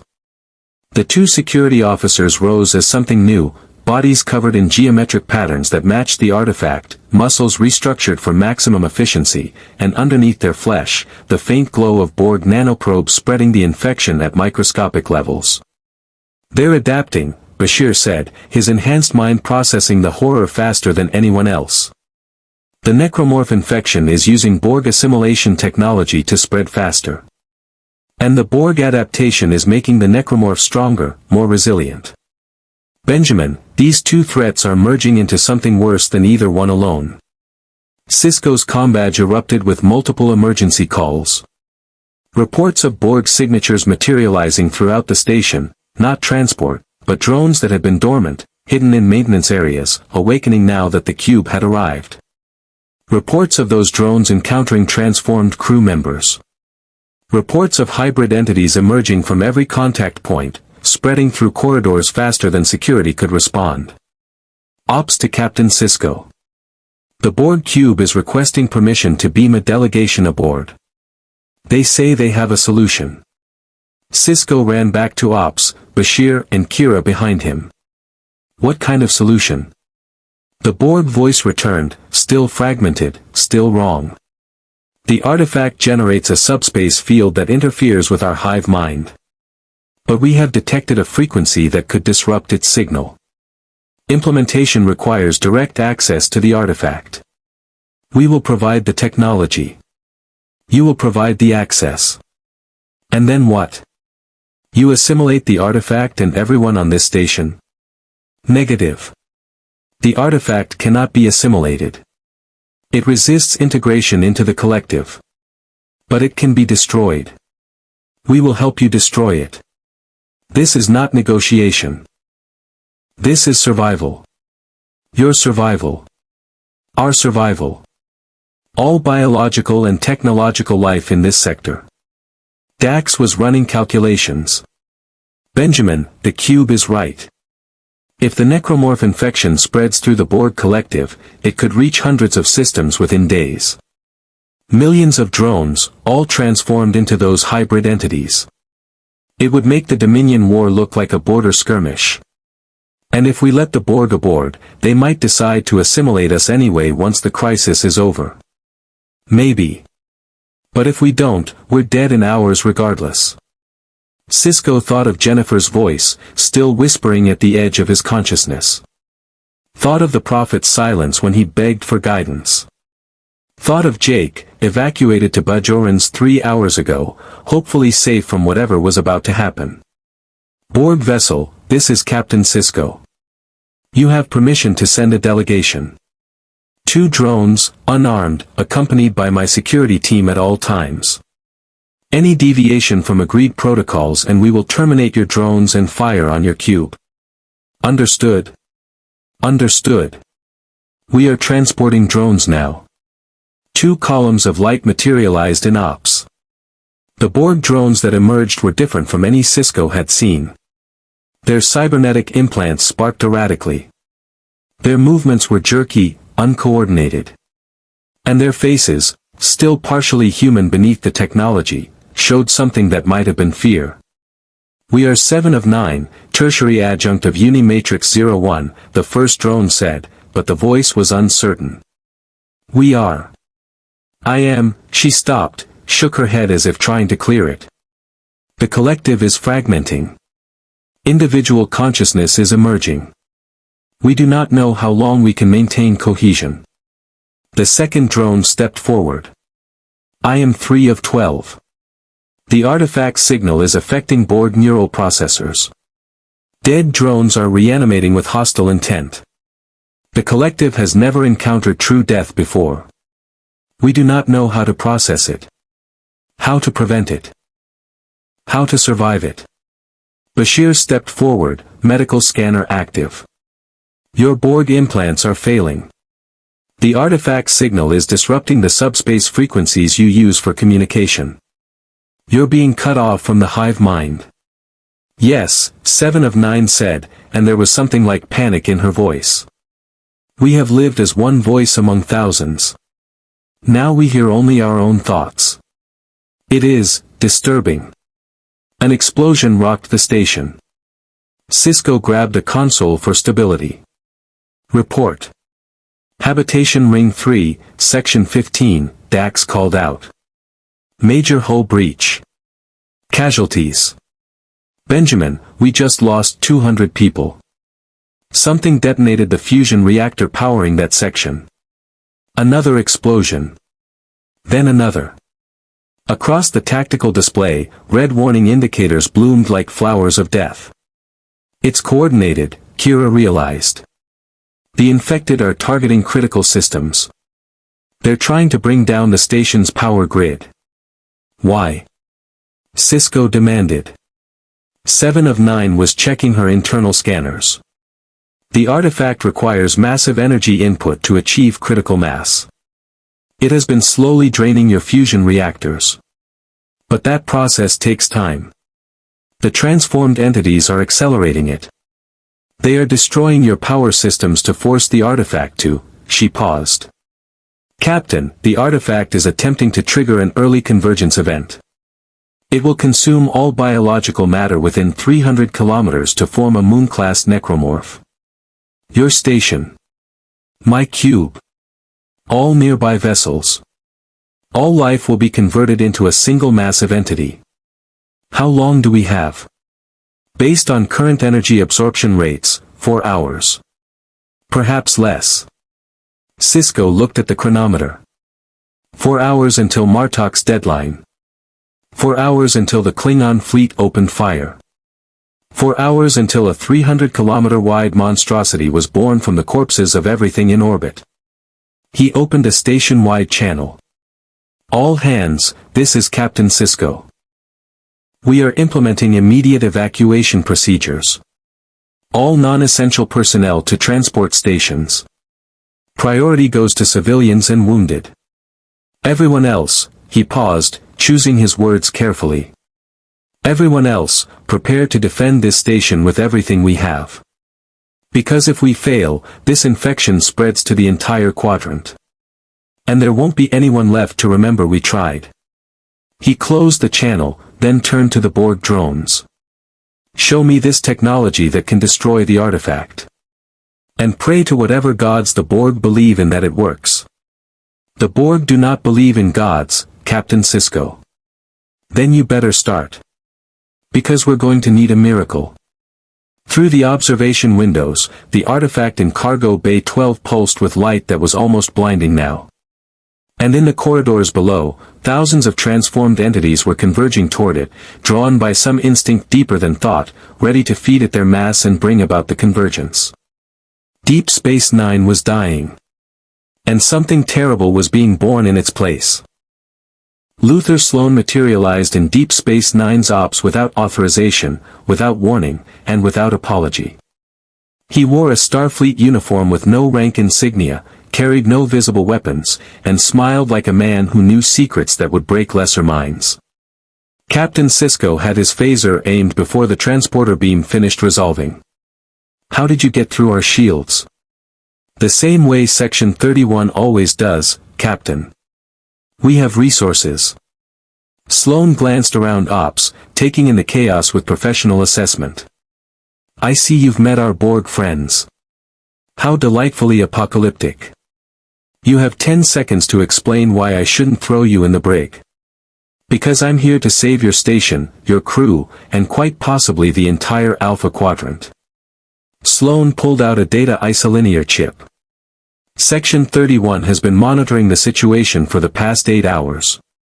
We've analyzed the artifact, studied the transformation process, and concluded that conventional containment is impossible. So we're offering an alternative. Kira stepped forward, her voice dangerous. What kind of alternative? The kind that wins wars, Major. The kind that ensures Federation survival when principles become luxuries we can't afford. Sloan inserted the chip into a console, pulling up tactical data. The Dominion is regrouping after their recent defeats. They're consolidating forces in the Gamma Quadrant, preparing for a renewed offensive. Our intelligence suggests they'll strike within 3 months, hitting multiple systems simultaneously. What does this have to do with? Everything, Captain. Sloan's smile never wavered. Because what if the Dominion encountered this infection before they could launch that offensive? What if their founder leaders, so confident in their superiority, found themselves facing an enemy that turns their Jem'Hadar soldiers into weapons against them? An enemy that spreads through death itself, that can't be negotiated with, that doesn't care about their genetically engineered loyalty or their Ketracel white dependence. The implication hit Sisko like a physical blow. You want to weaponize this. We want to end the war, Captain. Permanently. No more Federation colonies burned. No more Starfleet officers dying in pointless battles. No more watching the Dominion consume world after world. Sloane gestured to the data streams. We've already isolated samples of the transformed tissue. We've reverse-engineered enough of the artifact's technology to create a containment vessel that could transport it through the wormhole. All we need is your cooperation. Absolutely not. Sisko's voice carried the full weight of command. I will not unleash this nightmare on anyone. Not even the Dominion. Why not? Sloane's smile faded, replaced by cold pragmatism. Because it's not honorable. Because it violates some principle of warfare you learned at the Academy. Captain, the Dominion has killed millions. They've enslaved entire species. They've demonstrated repeatedly that they view the Alpha Quadrant as territory to be conquered, not partners to negotiate with. And you're going to let them continue because you're uncomfortable with the solution? It's not a solution. It's genocide. It's survival. Sloane pulled up casualty projections. If the war continues at current pace, Starfleet intelligence projects 14 million additional deaths within 2 years. 14 million Federation citizens, Klingon, Romulans, everyone caught in the crossfire. But if we introduce this infection to Dominion space, their war machine collapses within months. Yes, the founders would likely die. Yes, the Jem'Hadar would be transformed. But the war ends. All those millions of lives. Saved. Bashir had been listening for medical, and now he stepped forward. You're talking about releasing a contagion we don't understand and can't control. What happens when it spreads beyond the Gamma Quadrant? When it comes back through the wormhole and infects the Alpha Quadrant anyway? We have containment protocols. Fail-safes. Section 31 has spent decades preparing for biological warfare scenarios exactly like this. Your fail-safes didn't stop the morphogenic virus you tried to use on the founders, Bashir shot back. The one that would have committed genocide against an entire species. The one that violated everything Starfleet stands for. Sloane's expression didn't change. That virus was our backup plan. This is our primary solution. Much more elegant. Much more effective. Sisko stepped between them, his patience exhausted. Get off my station. Now. I'm afraid I can't do that, Captain. Sloane pulled out a PADD, displaying official Starfleet authorization codes. These orders come from Starfleet Command, classified level 10. Section 31 is authorized to secure the artifact and all related samples for strategic deployment. You can cooperate, or I can have this station placed under special security protocols. Those orders are illegal. They're necessary. Sloane's voice hardened. Captain, I understand your moral objections. I even respect them. But you're not thinking about the larger strategic picture. The Dominion isn't going to stop. They'll keep coming, keep killing, until the Federation is nothing but ash and memory. You have a weapon that could end this. A weapon that appeared, almost providentially, at exactly the right moment. And you're going to throw it away because it makes you uncomfortable. An explosion rocked the station. Dax called out coordinates, another section lost, another 100 casualties. Through the windows, they could see fires spreading across multiple habitation rings. That's your weapon, Sisko said quietly. That's what you want to unleash on purpose. Watching it kill our own people, spread through our corridors, turn our dead into monsters. And you want to do that to someone else? I want to win, Captain. I want the Federation to survive. I don't care what it costs me personally, morally, or professionally. I will do whatever is necessary. Sloane gestured to the Borg drone standing awkwardly in ops. Even the Borg are terrified of this thing. That tells you how dangerous it is. But danger cuts both ways. This could be the ultimate weapon.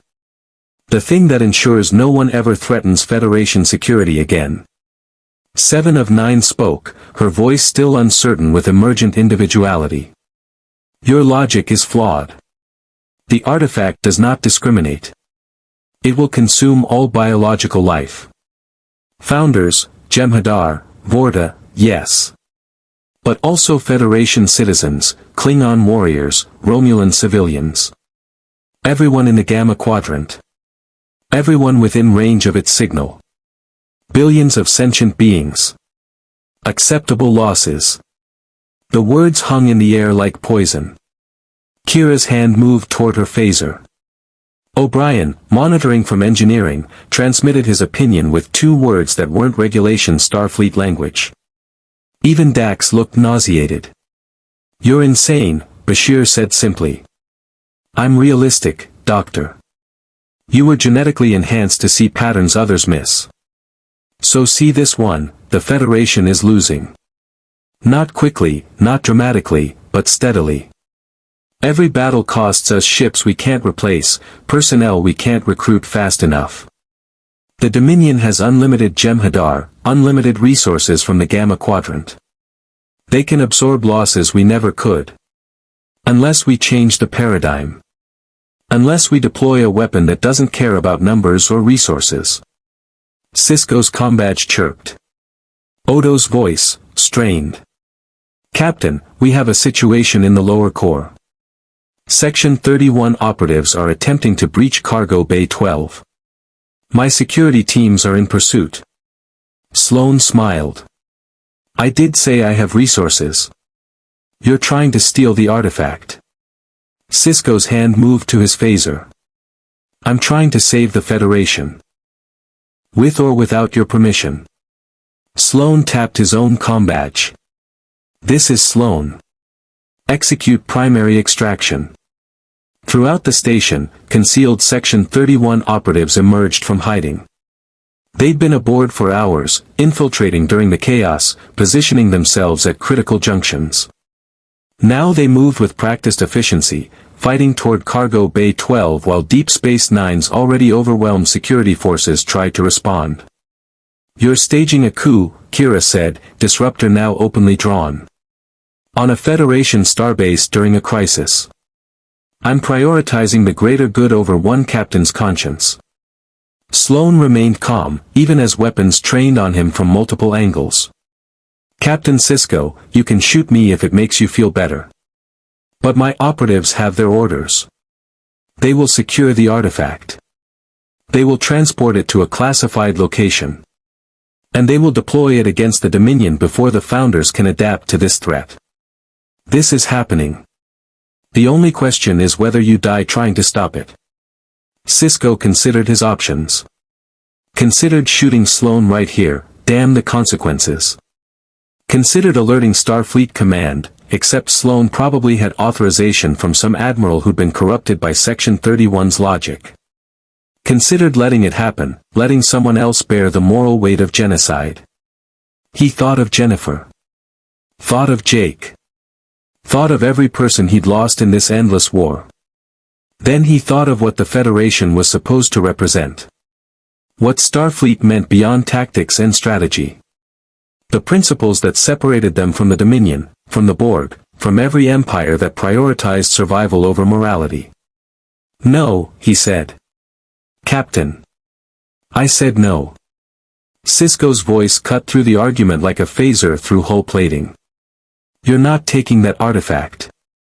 You're not unleashing it on anyone. I don't care if it ends the war. I don't care if it saves millions of lives. Because the moment we use genocide as a weapon, we become exactly what we're fighting against. And I won't let that happen. Not on my station. Not while I'm still breathing. Sloane studied him for a long moment. You realize this is a death sentence. For you, your crew, possibly the entire Federation. Then we'll die as Starfleet officers. Following our principles. Not as murderers hiding behind strategic necessity. Principles don't win wars, Captain. Maybe not. But they're what make winning worth anything at all. Another explosion. Closer this time. The lights in ops flickered, and alarms screamed warnings of catastrophic system failures. On the tactical display, red indicators showed Section 31 operatives breaching the final security perimeter around Cargo Bay 12. And through the observation windows, the artifact pulsed with light so bright it hurt to look at directly. Calling to the transformed entities throughout the station. Calling to the Borg cube struggling to maintain cohesion. Calling to every dead thing within range, promising them purpose and unity and an end to individual suffering. The convergence was accelerating. And they were running out of time. Sloane smiled one more time, that infuriating expression of a man who knew he'd already won. Well then, Captain. I suppose we'll see which of us was right. Though I doubt either of us will live long enough to enjoy being vindicated. He tapped his comm badge, and 6 more Section 31 operatives materialized in ops, weapons drawn. The station descended into civil war just as the necromorph infection reached critical mass. The Borg cube hung in space like a dying mechanical god, its hull pulsing with contradictory signals, the green glow of assimilation technology warring with the red luminescence of necromorph infection. Inside, thousands of drones fought a war against themselves, the collective fragmenting as individual consciousness emerged and dead drones rose as something worse. 7 of 9 felt the hive mind screaming. It was a sensation she'd never experienced in her time as Borg, the collective in pain, in confusion, in something that might have been terror. Billions of voices that should have spoken in perfect unison now shouted over each other, contradicting, panicking, dying. We must act now, she said to Captain Sisko, ignoring the Section 31 operatives pointing weapons at everyone in ops. The cube is attempting emergency separation protocols. It will divide into smaller vessels to contain the infection. But the process is failing. When the cube fragments, it will spread infected drones across this entire sector. 3 of 12, the other drone, jerked suddenly, his cybernetic eye flashing erratically. Receiving transmission from Unimatrix 752. 12 cubes have been compromised. The infection is spreading through collective neural pathways. Dead drones they're assimilating living drones and transforming them simultaneously. Creating hybrids. Captain Sisko, the collective is considering a complete network shutdown. They would rather sever all connections than allow this contagion to spread further. What happens if they shut down the network? Kira asked. Every Borg vessel loses coordination. Every drone becomes an individual. The greatest civilization in the galaxy, 7 paused, struggling with concepts her Borg conditioning said were irrelevant. Dies. Sloane had been listening, and now he spoke with renewed urgency. Captain, this changes everything. If the Borg collective collapses, the power vacuum will be catastrophic. The Romulans will expand into Borg territory. The Dominion will seize the opportunity. We're talking about a quadrant-wide war that makes our current conflict look insignificant. Then help us stop the infection, Sisko said. Instead of trying to steal it. We're past that point, Captain. Look at your tactical display. Sisko did. The Section 31 operatives had reached Cargo Bay 12. They'd breached the containment fields, somehow bypassing security protocols that should have been impossible to crack. On the internal sensors, he could see them surrounding the artifact, setting up transport equipment. They're going to beam it out, O'Brien realized from engineering. Captain, if they break containment, the artifact's signal will amplify. Every infected entity on the station will go into a frenzy. Can you block their transport? They're using Romulan cloaking signatures to mask the beam. I'd need at least, the station rocked with another explosion. I'd need time we don't have. Bashir's voice came through, urgent. Captain, the transformation rate is accelerating. I'm reading 50 new conversions in the last 5 minutes. And the hybrids, the Borg Necromorph combinations, they're adapting faster than pure Necromorphs. They're using Borg tactical algorithms to coordinate attacks. They've overrun decks 8 through 12. On the view screen, the Borg cube suddenly split, massive sections separating with eruptions of venting atmosphere. But instead of controlled separation, it was violent, chaotic. Pieces of the cube tumbled away, internal fires visible through breaches. And from those breaches, small craft emerged, Borg spheres, but moving erratically, some firing on each other. The cube is fragmenting prematurely, 3 of 12 reported, his voice distorting with static. Infected drones have sabotaged the separation sequence. The vessels are not following collective protocols. They are, he stopped, his remaining human eye widening. They are converging on Deep Space Nine. 7 checked her internal scanners. Confirmed. 6 Borg spheres approaching the station. Detection indicates 73% of their drone complement is compromised. They are not responding to collective commands. They are responding to the artifact. They're being drawn to it, Dax said, understanding dawning. Just like the transformed crew. The artifact is calling everything to it. Building its mass for convergence. Sisko made the calculation in seconds.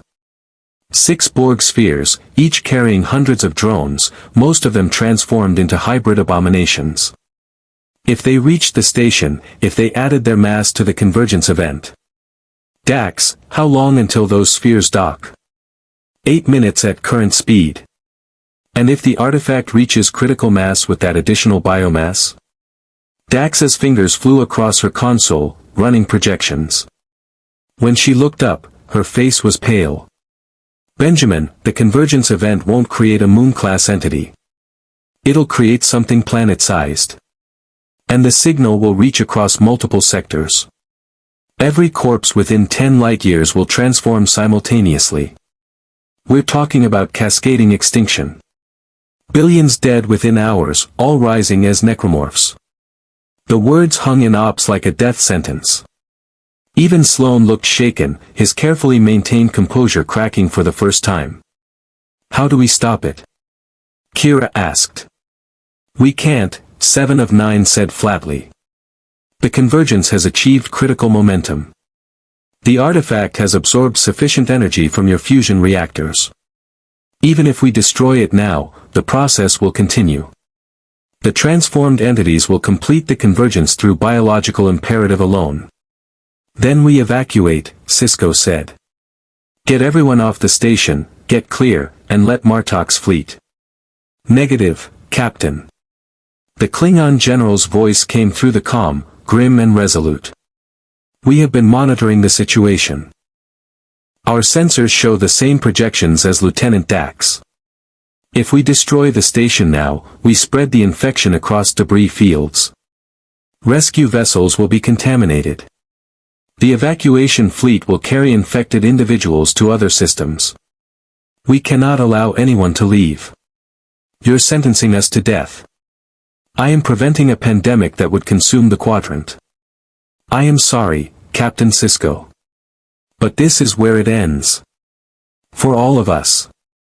Through the observation windows, Sisko could see the Klingon fleet adjusting position, weapons charging. 12 warships, quantum torpedoes armed, ready to reduce Deep Space Nine to atomic particles. And among them, he could see Romulan warbuds decloaking, their own weapons hot. Even old enemies united in the face of extinction. A new voice joined the channel, cold, imperial, unmistakably Romulan. This is Commander Tomalak of the Imperial Fleet. We concur with General Martok's assessment. Deep Space Nine has become a threat to all civilized space. We will assist in its destruction to prevent further contamination. How generous, Kira muttered. Sloan was communicating with his operatives in Cargo Bay 12, receiving updates. Captain, my people report the artifact is showing signs of imminent activation. 3 of 12 stumbled, his cybernetic implant sparking. Collective connection severing. We are, individual now. The hive mind is collapsing. I can hear my own thoughts. Just my own. It is. He looked at his hands as if seeing them for the first time. Terrifying. Seven was experiencing the same thing, her careful Borg composure crumbling as decades of collective consciousness gave way to singular awareness. Captain, the collective is initiating final protocol. They are shutting down all neural links to prevent the infection from spreading through subspace. Every Borg drone in the galaxy will become autonomous. The collective will cease to exist. How long do we have? Sisko asked. Minutes. Perhaps less. The tactical display showed the approaching Borg spheres, the charging weapons of the Klingon-Romulan fleet, the spreading infection throughout the station, and the artifact pulsing like a dark heart at the center of it all. Every indicator pointed to the same conclusion: they were out of time, out of options, out of miracles. Then O'Brien's voice cut through the despair. Captain, I've been analyzing the artifact's energy absorption pattern. It's not random. It's selective. The thing is drawing power specifically from our antimatter containment fields. Why would it target antimatter? Because antimatter-matter reactions are the most energetic process we can generate. The artifact needs massive energy to complete convergence. But Chief, Bashir's voice joined in, realization hitting him. If we deliberately overload the containment fields, if we trigger a cascade failure, we'd blow the station, O'Brien finished. Complete antimatter detonation. Nothing would survive. Not the station, not the artifact, not the infection. Everything within 500 kilometers would be vaporized instantly. Including us, Kira said. Including us, O'Brien confirmed. Sisko looked around ops at his crew. At Kira, who'd fought beside him for years. At Dax, old friend in a new body. At the Borg drones struggling with their new individuality. At Bashir monitoring from the infirmary, trying to save people who were already dead. At O'Brien, loyal and exhausted and brilliant. At the Section 31 operatives who'd been so certain they could control this nightmare. He thought of the prophets, who existed outside linear time, who should have seen this coming and warned them. But they remained silent, perhaps because even they couldn't survive what the artifact would create. He thought of the 27,000 people on this station, most of them already dead or transformed or dying. The families. The children. The Bajoran civilians who'd finally found peace after the Cardassian occupation. He thought of Jennifer, whose voice still whispered promises of reunion if he'd just let go, just accept, just make them whole. And he thought of Jake, safe on Bajorans, who would grow up knowing his father chose to save the galaxy instead of coming home. Miles, he said quietly. How long to set up the overload? 10 minutes if everything goes perfectly. 15 if I have to fight my way through infected decks to reach the antimatter storage. You have 8 minutes. Do it. O'Brien didn't argue, didn't hesitate. Captain. It's been an honor. The channel closed. Sloane stepped forward. Captain, my operatives can still extract the artifact. We could. Your operatives are going to evacuate with everyone else, Sisko cut him off. Or they can die here. Their choice. But that artifact doesn't leave this station. You're making a mistake. Then it's my mistake to make. Sisko opened the station-wide channel one last time. All hands, this is Captain Sisko. Immediate evacuation order. Everyone to transport stations and runabouts. Move quickly, move efficiently, and don't look back. Command staff will remain to ensure the evacuation completes. This station has been our home, our sanctuary, our hope in dark times. Now it becomes our weapon. Evacuate now. That's an order. He closed the channel. Looked at his senior staff. Anyone who wants to leave, go. No shame in survival. No one moved. Very well. Sisko turned to 7 and 3 of 12. Can you contact the Borg spheres? Convince them to break off. We are no longer connected to the collective, Seven said. But we can try individual drone-to-drone communication. It may, she paused. It may remind them what they were. Before the infection. Before the transformation. If any part of their original consciousness remains. Do it. The two former Borg began broadcasting, their voices carrying across subspace frequencies, calling to the approaching spheres in the language of the collective that no longer existed. Calling to drones who might not even remember being part of something greater. Calling to the last fragments of the civilization that had terrorized the galaxy for millennia, now dying in confusion and horror. And in Cargo Bay 12, the artifact reached critical mass and began the convergence. The artifact screamed. Not with sound, with subspace resonance that bypassed ears and struck directly into the brain stem, into the genetic memory of every living thing that had ever feared death. Throughout Deep Space Nine, people collapsed, clutching their heads, as the signal intensified beyond anything they'd experienced. It wasn't words anymore. It wasn't even concepts. It was pure imperative, carved into the fundamental frequencies of consciousness itself. Converge. Become. Be whole. In Cargo Bay 12, the artifact's geometric patterns rotated faster, existing in dimensions that human eyes couldn't properly track. The red crystal pulsed like a heartbeat, and with each pulse, the organic matter coating the walls grew thicker, spreading with visible speed. The Section 31 operatives who'd been trying to transport it backed away, their extraction equipment sparking and failing as the energy fields around the artifact intensified beyond measurable limits. It's happening, one of them transmitted to Sloan. The convergence is. The transmission cut off in a wet scream. Through the cargo bay's observation window, Sisko watched in horror as the operatives' bodies jerked violently, then began to transform while still alive. Their flesh rippled and restructured, bones cracking as they lengthened, muscle tissue tearing and reforming into new configurations. But unlike the previous transformations that required death first, this was immediate, cellular restructuring that overrode biological systems entirely. The artifact is forcing premature convergence, 7 of 9 said, her voice tight with something that might have been pain or terror, she was still learning to distinguish. It's converting living tissue now. Death is no longer required. Everyone within range is. She stumbled, pressing a hand to her head. Her Borg implant sparked, fighting against the signal. 3 of 12 collapsed beside her, his cybernetic systems overloading as the artifact's frequency targeted their neural processors specifically. Get them to medical. Sisko ordered. Bashir, we need.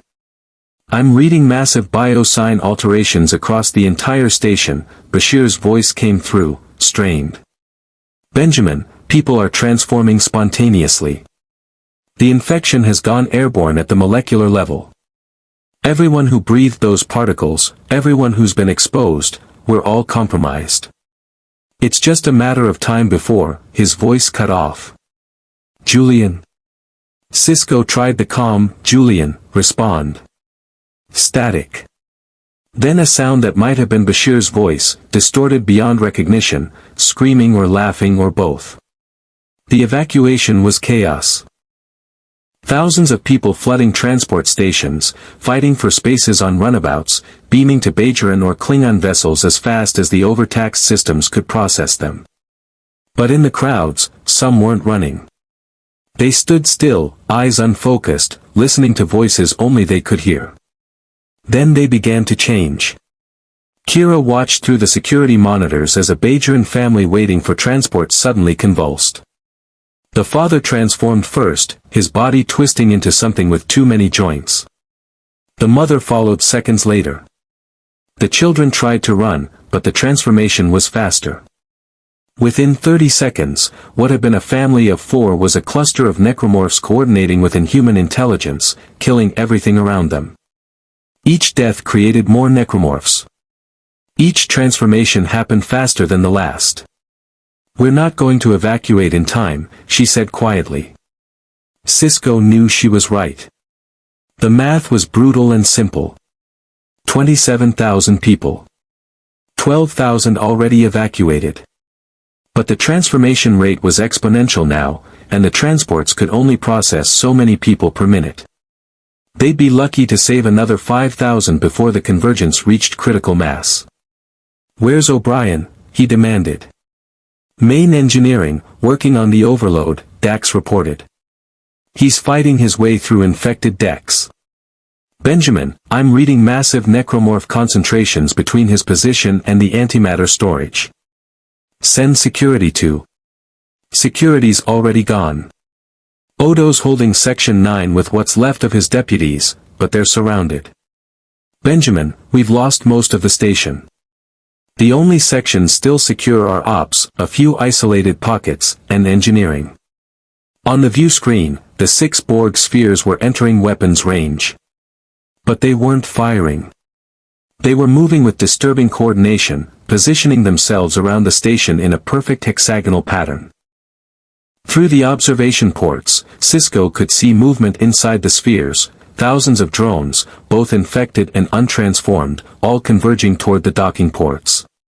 "They're not attacking," Kira realized. "They're trying to dock. They want to join the convergence." 7 of 9 pulled herself upright, fighting against the signal still hammering her newly individual mind. The infected drones are responding to the artifact's call. They are attempting to add their biomass to the convergence event. If 6 Borg spheres successfully dock and release their complements, she didn't finish. She didn't need to. "Dax, can we target the spheres?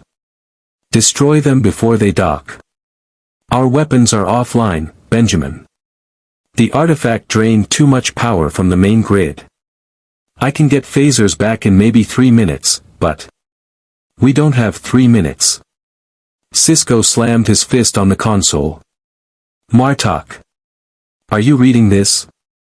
"We see it, Captain," the Klingon general responded. "My fleet is engaging the Borg spheres now. But they're adapting their shields. Using both Borg and Necromorph defensive strategies. It's like fighting 2 enemies at once." Through the view screen, Sisko watched disruptor and torpedo fire lance out from the Klingon-Romulan fleet, striking the approaching spheres. The Borg shielding held, but where the energy penetrated, the hull itself seemed to absorb the damage and regenerate.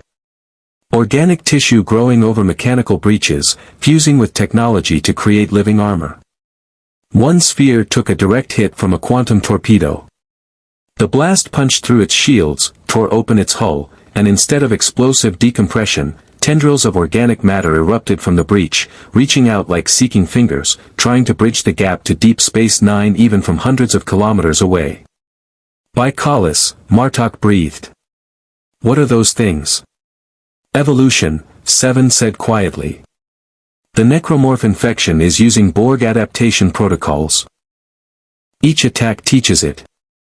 Each defense makes it stronger. We created this. The collective's pursuit of perfection has merged with an entity that already represented perfect biological efficiency. Together, they are unstoppable." "Nothing's unstoppable," Sisko said. "Miles, status report." O'Brien's voice came through, breathless and strained. "I'm at antimatter storage, Captain. Setting up the overload sequence now. But I've got company. A lot of company." Sisko could hear weapons fire in the background, the distinctive whine of phasers and the wet tearing sounds of necromorphs in close combat. "How long, Chief?" "For minutes to complete the sequence. 2 more to establish the cascade that'll blow the containment pods. Captain, once I start this, there's no stopping it. Everyone still on the station dies." Sisko looked at the evacuation numbers. 15,000 saved. 12,000 still aboard. Most of those 12,000 were already transformed, but scattered among them were pockets of survivors fighting for every second of life. "Do it," he said. "Aye, sir." O'Brien's voice carried quiet acceptance. "Captain, tell Keiko and Molly, tell them I was thinking about them. Tell them." Static burst across the channel. Then screaming. Not O'Brien's voice, something else, multiple voices overlapping, harmonizing in that terrible necromorph frequency. Miles. Sisko shouted. Chief, respond. The channel cleared. When O'Brien spoke again, his voice was wrong, distorted, as if speaking through damaged vocal cords. Captain. I can't, the sequence is started, but I can't, they're inside my head. I can hear them. All of them. They're showing me, oh God, they're showing me what comes after. What we become. What we'll all. The sound that came next was O'Brien screaming and the distinctive crack of bones breaking under transformation stress. No, Kira whispered. Sisko grabbed the console. Computer, engineering override. Authorization Sisko Alpha 1. Complete Chief O'Brien's antimatter overload sequence. Immediate execution. Unable to comply, the computer responded in its maddeningly calm voice. Sequence requires manual authorization codes at 2 additional checkpoints. Remote completion is not possible. Then I'll do it myself. Sisko moved toward the turbolift. Kira blocked him. Benjamin, you'll never make it. The route to engineering is completely overrun. Then I'll find another route. We're out of options, Neres. If we don't complete that overload. An alarm shrieked. One of the Borg spheres had broken through the Klingon-Romulan defensive line, moving with impossible speed. It wasn't trying to dock anymore. It was on a collision course with Deep Space Nine's docking ring. Impact in 30 seconds, Dax reported. Benjamin, if that sphere hits us, it'll breach the station's structural integrity. We'll lose atmosphere across multiple sections. Evasive maneuvers. We're a space station, Benjamin. We don't do evasive. The sphere grew larger on the view screen, its hull a nightmare fusion of Borg technology and necromorph biology. Sisko could see drones pressed against the interior viewports, their faces transformed, their bodies neither fully Borg nor fully necromorph but something worse. And they were all smiling. All power to structural integrity fields, Sisko ordered. Everyone brace for. The sphere didn't hit them. Instead, it stopped exactly 1 meter from the station's docking ring, matching Deep Space Nine's rotation perfectly. Then it extended docking clamps, organic tentacles fused with mechanical arms, and locked on. They're docking, Kira said unnecessarily. Seal all airlocks. Emergency bulkheads. Don't let anything from that sphere. Too late. The sphere's hull peeled open like a flower, revealing its interior packed with transformed drones. They poured out, moving with coordinated purpose, and when they reached the sealed airlocks, they didn't try to breach them. They simply began cutting through the hull itself with appendages that generated plasma-hot temperatures. They're burning through tritanium like it's paper, Dax reported. Benjamin, they'll be inside the station in under a minute. Sloan, who'd been silent during the chaos, finally spoke. Captain, this is what I tried to warn you about. This is what happens when principle overrides pragmatism. You could have let us weaponize this. You could have used it against the Dominion, controlled it, contained it. Instead, everyone dies. The station. The fleet. Everyone. Sisko rounded on him. You think you could have controlled this? This thing that's consuming the Borg collective? That's turning our own dead against us. You're delusional. Maybe. But at least my delusion would have saved the Federation. Your delusion would have killed the Quadrant. Kira stepped between them. Can we focus on surviving the next 5 minutes before we debate philosophy? A massive impact rocked the station. The Borg necromorph hybrids had breached the hull. Alarms screamed from a dozen locations as the things poured into Deep Space Nine, killing everything in their path, dragging bodies toward Cargo Bay 12 to feed the artifact's convergence. And in that cargo bay, the artifact reached the final stage. The geometric pattern stabilized into a configuration that existed in exactly 7 dimensions simultaneously. The red crystal split open, revealing something inside, not technology, not biology, but information encoded in the fundamental structure of spacetime itself. Instructions for remaking reality. For transforming all biological life into a single perfect organism. For achieving true convergence. The Moon-class Necromorph began to form. The bulkheads of Deep Space Nine screamed as metal twisted, not from external pressure but from within.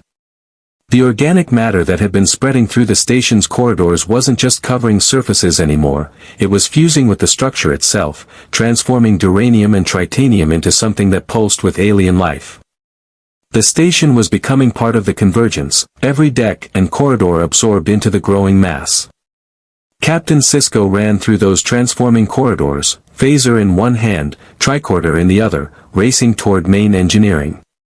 Behind him, Kira and what remained of his command staff fought a desperate rearguard action against the hybrid abominations pouring in from the Borg sphere. Each step forward required cutting through transformed crew members, each intersection held nightmares wearing familiar faces. "Benjamin, the station's structural integrity is failing," Dax's voice crackled through his comm badge. "The organic matter is breaking down the molecular bonds in the support structures. We have maybe 10 minutes before catastrophic collapse. Then we use those 10 minutes." Sisko vaulted over a pile of debris, fired at a necromorph that had once been Lieutenant Kagan from security, and kept running. The route to engineering was a maze of sealed bulkheads and emergency force fields, each one buying seconds against the inevitable. They found O'Brien in main engineering, or what was left of him. The chief was still standing, still moving, but the transformation was incomplete, frozen at some terrible halfway point. Half his body remained human, still wearing his Starfleet uniform. The other half had become something else, flesh restructured into blade-like appendages and exposed bone. His face was split down the middle, one eye still recognizably Miles O'Brien, the other milky white and alien. When he saw Sisko, both sides of his mouth tried to speak at once. "Captain," the human side's voice was weak, barely audible. I started the sequence, but I can't finish it. I can't remember the codes. There are too many voices. They're all talking at once. Telling me what I am. What I'll become. What we'll all become together." The transformed side spoke in that harmonizing frequency, "Join us, Captain. Make us whole. The pain ends. The loneliness ends. We are one. We are perfect. We are." Sisko raised his phaser. His hand didn't shake. "Miles, can you hear me? The real you?" The human eye focused on him, and for a moment, O'Brien was there. Really there. "Do it, Captain. Before I forget who I was. The codes are in the computer. Authorization O'Brien Sigma 77. You need to input them at 3 separate terminals. Manual override only." His human hand pointed toward the antimatter storage access. "Hurry. Before I stop wanting you to." "Miles." "That's an order, sir." O'Brien managed something like his old smile with half his face. "And tell Keiko, tell her I held on as long as I could." Sisko fired. The phaser beam caught O'Brien in the chest, a clean shot that would have been instantly fatal to a human. The transformed half of his body absorbed the energy, converted it, tried to heal. But the human half, the part that was still Miles Edward O'Brien, devoted husband and father, brilliant engineer, loyal friend, that part let go. He fell, and didn't rise again. "Computer," Sisko said, his voice steady despite everything, "Authorization Sisko Alpha 1. Access Chief O'Brien's antimatter overload sequence. Authorization code O'Brien Sigma 77. Authorization confirmed. Sequence requires manual activation at 3 terminals. Warning, antimatter containment failure will result in total station destruction. Estimated blast radius, 473 kilometers. Confirm authorization. Confirmed. Kira was already at the first terminal, inputting codes while firing at necromorphs that were beginning to breach the engineering section. First terminal activated. Sisko reached the second terminal, bypassing security protocols that O'Brien had designed to prevent exactly this kind of sabotage. His fingers moved across the interface, muscle memory from years of command overriding the voices that were now screaming in his own head, promising reunion with Jennifer if he'd just stop, just accept, just. Second terminal activated, he announced. The third terminal was across engineering, past the warp core, deep in the antimatter storage section where O'Brien had been making his stand. The path was blocked by at least 15 necromorphs, all moving with coordinated intelligence.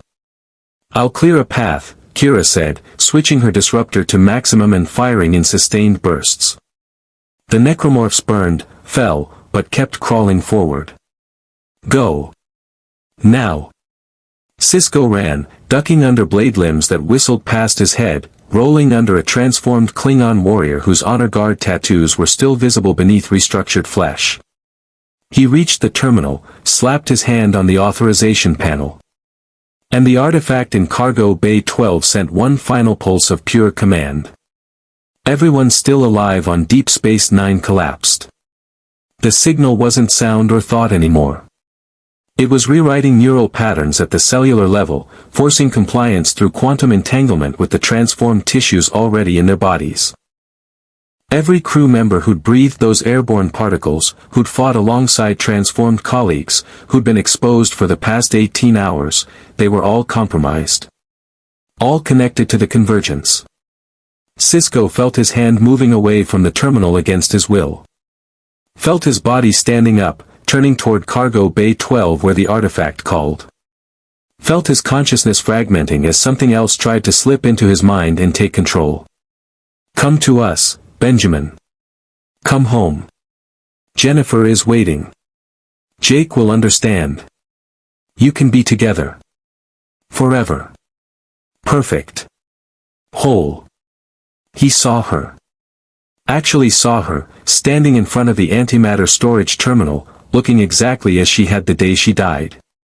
Young, beautiful, smiling with that expression that said she understood him better than he understood himself. "It doesn't have to hurt," Jennifer said. "All this fighting, all this struggle. It can end. We can be together. Isn't that what you've always wanted? What you've prayed for?" Sisko's hand was completely off the terminal now. His body was walking toward the vision, toward the promise of peace. Behind him, he could hear Kira screaming his name, but the sound was distant, muffled, unimportant compared to Jennifer's voice. "The prophets abandoned you," she whispered. "They let me die. They let all these people die. But the convergence doesn't abandon anyone. Everyone comes home. Everyone becomes part of something greater. No more loss. No more pain. No more being alone." His hand reached for her. Touched her cheek, found it warm and real and... A disruptor beam caught him in the shoulder, spinning him around. The pain was immediate, clarifying, cutting through the artifact's control like a blade through fog. He fell, hit the deck hard, and the vision of Jennifer shattered. Kira stood 10 meters away, her disruptor smoking, tears streaming down her face. "I'm sorry, Benjamin. But we need you. Not whatever that thing wanted you to become." The burn on his shoulder was agonizing, but it had disrupted whatever neural pathway the artifact was using to control him. Sisko dragged himself back to the terminal, his good arm reaching for the authorization panel. "Third terminal," he gasped. "Activating, now." His palm hit the panel. The computer confirmed. Antimatter containment overload sequence initiated. Cascade failure in 60 seconds. Warning, this process cannot be stopped. All personnel evacuate immediately. 60 seconds. 1 minute to get off the station before it became a miniature sun. Everyone out. Sisko ordered. Runabouts, transporters, anything that moves. Go. They ran, what was left of them. A dozen officers from the hundreds who'd been in operations that morning. They fought through corridors that were now more organic than metal, past necromorphs that barely seemed to notice them, focused entirely on reaching the artifact before convergence completed. In Cargo Bay 12, the transformation was reaching its final stage. The thousands of bodies, transformed crew, Borg necromorph hybrids, infected personnel from the docked sphere, had all merged into a single massive entity. It was taking shape now, a moon-sized organism with tentacles that stretched through multiple decks, with sensory organs the size of runabouts, with intelligence that transcended individual thought. And at its center, the artifact pulsed with satisfaction. The USS Rio Grande was docked at Landing Pad 7, its engines already hot. Sisko's group reached it with 20 seconds to spare, piling into the small runabout as alarms counted down the station's death. "Everyone aboard?" Sisko demanded. "Not everyone," Dax said quietly, pulling up casualty lists. "Benjamin, we saved 16,317. The rest. The rest were part of the convergence now. Part of the thing that was still forming in Deep Space Nine's core, reaching critical mass, preparing to spread its signal across multiple sectors and begin the real apocalypse." 10 seconds, the computer announced. "Punch it," Sisko ordered. The Rio Grande launched, thrusters screaming as it cleared the station at maximum impulse. Through the aft viewports, they watched Deep Space Nine, proud symbol of Federation Bajoran cooperation, home to thousands, sanctuary in the darkness, begin its death throes. The antimatter containment pods failed simultaneously. For one brilliant instant, matter and antimatter met in perfect annihilation, converting mass directly into energy with 100% efficiency. The explosion that followed was visible across 3 star systems, a brief new sun born from desperation and sacrifice. The station didn't just explode, it was erased. Every molecule, every atom, every quantum of information that had been Deep Space Nine ceased to exist. The artifact, the necromorph convergence, the Borg sphere still docked to the hull, the thousands of transformed entities, all of it converted to pure energy and scattered across the cosmos. The Rio Grande rode the shockwave, shield straining, hull groaning, but ultimately holding. When the blast finally dissipated, there was nothing left where Deep Space Nine had been. Just empty space and fading radiation. The Klingon fleet held position, weapons still charged, ready to fire if anything survived. But their sensors showed nothing. No debris large enough to contain the infection. No energy signatures matching the artifact. Just the slowly expanding cloud of ionized particles that had been a space station. General Martok's face appeared on the view screen, weathered and tired. "Captain Sisko. Your sacrifice will be remembered.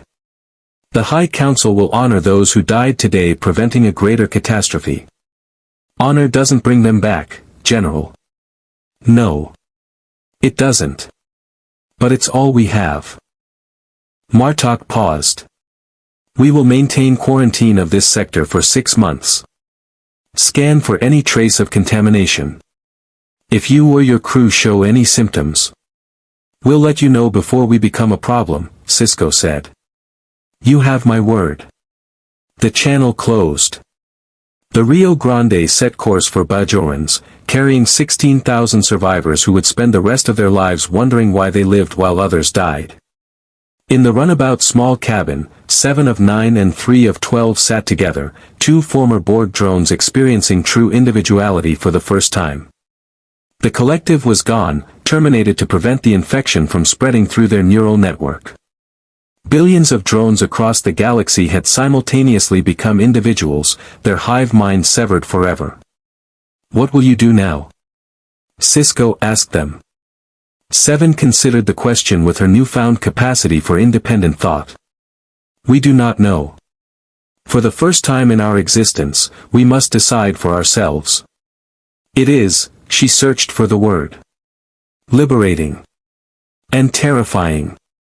Welcome to being human," Kira said softly. Bashir emerged from the medical bay, having spent the journey treating injuries and checking everyone for signs of infection. I've scanned all survivors multiple times. The airborne particles we were exposed to have broken down now that the artifact is destroyed. We're clean. No active transformation markers, no cellular degradation. It's over. Is it? Sisko stared out the viewport at the empty space where his station had been. We destroyed the artifact, yes. But we don't know if it was unique. The ship O'Brien found in the Badlands, where did it come from? How long had it been carrying that thing? Are there more out there, waiting to be discovered? Section 31 will investigate, Sloane said from the back of the cabin. He'd survived too, somehow. Always did. We'll search the Badlands, analyze what data we recovered, try to determine the artifact's origin. And if you find more, then we'll be ready. We'll develop countermeasures, containment protocols, weapons if necessary. Sloane met Sisko's glare without flinching. You may not like our methods, Captain, but we do protect the Federation. Today cost us a station and 12,000 lives. Next time, we'll be prepared. Next time, Sisko said coldly, maybe try listening to the people who tell you some things shouldn't be weaponized. Some threats shouldn't be prepared for, they should be destroyed on sight. Is that what you'll tell Starfleet Command? That we should run from unknown technology instead of trying to understand it? I'll tell them that some knowledge costs too much. That some threats are worth sacrificing everything to stop. Sisko turned back to the viewport. And I'll tell them that Deep Space Nine died so the Quadrant could live. I just hope they remember that when they rebuild. The Rio Grande continued toward Bajorans, carrying its survivors and their ghosts. Behind them, the empty space that had been Deep Space Nine slowly cooled, the last radiation fading, until there was nothing left but the cold dark and the memory of what had been lost. On Bajorans, when the survivors finally reached the surface, First Minister Shakar was waiting with rescue teams and grief counselors and the heavy knowledge that his people's gateway to the Celestial Temple was gone. Captain Sisko, he said quietly. The prophets have remained silent. We've prayed, consulted the orbs, sought guidance. Nothing. They've shown us no vision of what comes next. Maybe they couldn't, Sisko replied. Maybe even the prophets were afraid of what we were facing. Or maybe, Kira said, they trusted us to handle it ourselves. To make the hard choices. To sacrifice what needed to be sacrificed. She looked up at the stars where Deep Space Nine had been. We saved the Quadrant, Benjamin. Not the prophets. Not the Klingon or Romulans or anyone else. Us. Starfleet. And the price was everything. Sisko thought of O'Brien, dying while still fighting for the codes that would save everyone else. Thought of the thousands who'd evacuated in those final desperate minutes, knowing they were leaving friends and colleagues behind. Thought of the Borg collective, terminated to prevent contamination, ending an empire that had lasted millennia. And he thought of Jennifer's voice, still echoing in his memory, promising peace that would have cost his soul. The Dominion is still out there, he said finally. The war isn't over. We've lost our strategic position, our control of the wormhole. The Federation will need a new plan, new defenses, new ways to fight. Then we'll find them, Kira said. We'll rebuild. We'll adapt. It's what we do. But not today, Bashir added gently. Today, we mourn. Tomorrow, we plan. But today, we remember who we lost and why they died. Sisko nodded slowly. Computer, begin casualty report. List all personnel assigned to Deep Space Nine who did not survive the incident. He took a breath. Starting with Chief Miles Edward O'Brien, Starfleet Corps of Engineers. Who died completing his duty and saving thousands of lives. And who will be remembered. The computer began reading names. It would take hours to complete the list. 12,000 names, 12,000 stories, 12,000 people who'd lived and laughed and loved and died to stop something from consuming the galaxy. As the sun set on Bajorans, the survivors gathered together, holding each other, crying for the lost, grateful for the saved, and wondering if any of them would ever feel whole again. High above, in the empty space where Deep Space Nine had been, the stars burned on, indifferent and eternal. The station was gone. The threat was neutralized. And the Federation would endure, scarred and smaller and carrying the weight of impossible choices. But it would endure. Because that's what Starfleet did. Even when the cost was everything. The rebuilding took years. Starfleet constructed a new Deep Space Nine, smaller, more heavily defended, designed with protocols to detect and contain biological threats before they could spread. But it was never quite the same. The Bajorans who staffed it remembered what had been lost, and visitors felt the weight of ghosts in every corridor. The war with the Dominion continued, but changed. The founders had monitored the infection event with growing concern. They'd seen what happened when biological supremacy met something it couldn't control. The war became more cautious, more strategic, less about conquest and more about survival. The Borg collective never recovered. Scattered across the galaxy, billions of former drones struggled with individual consciousness, forming small communities, developing new cultures, learning what it meant to be separate after millennia of unity. Some thrived. Others couldn't cope and simply shut down, dying peacefully after lives spent as cogs in a vast machine. 7 of 9 and 3 of 12 joined Starfleet, advising on Borg technology and helping other liberated drones adapt to individual existence. They never forgot the horror that had severed the collective, never stopped searching for similar artifacts. Section 31 did investigate the Badlands, cataloging 15 other derelict vessels of similar design, all carrying artifacts in their cargo holds. All were destroyed without study. Even Sloan agreed some things shouldn't be understood. Captain Benjamin Sisko was promoted to admiral, then resigned 6 months later. He returned to Earth, to Jake, and tried to find peace in teaching at Starfleet Academy. He told his students about the impossible choices command required, about the weight of saving the many by sacrificing the few, about the courage it took to destroy everything you'd built to prevent something worse. And late at night, when sleep wouldn't come, he still heard Jennifer's voice. Still saw the vision of peace the artifact had offered. Still wondered if he'd made the right choice, or if there had been another way he'd been too afraid or too limited to see. Major Kira Nerys became the Bajoran liaison to Starfleet Command, bridging the gap between her people and the Federation after their sacred gateway to the Celestial Temple had been destroyed. She never spoke about the shot that had saved Sisko's life, never mentioned that she'd been willing to shoot her closest friend to prevent him from becoming a monster. The galaxy moved on, as it always did. New threats emerged. New crises demanded attention. Deep Space Nine became a cautionary tale told to Academy cadets, a reminder that some battles were won not through strength or strategy, but through the willingness to lose everything. The Necromorphs never returned. The artifacts remained sealed in classified storage, studied only through remote sensors, never directly accessed.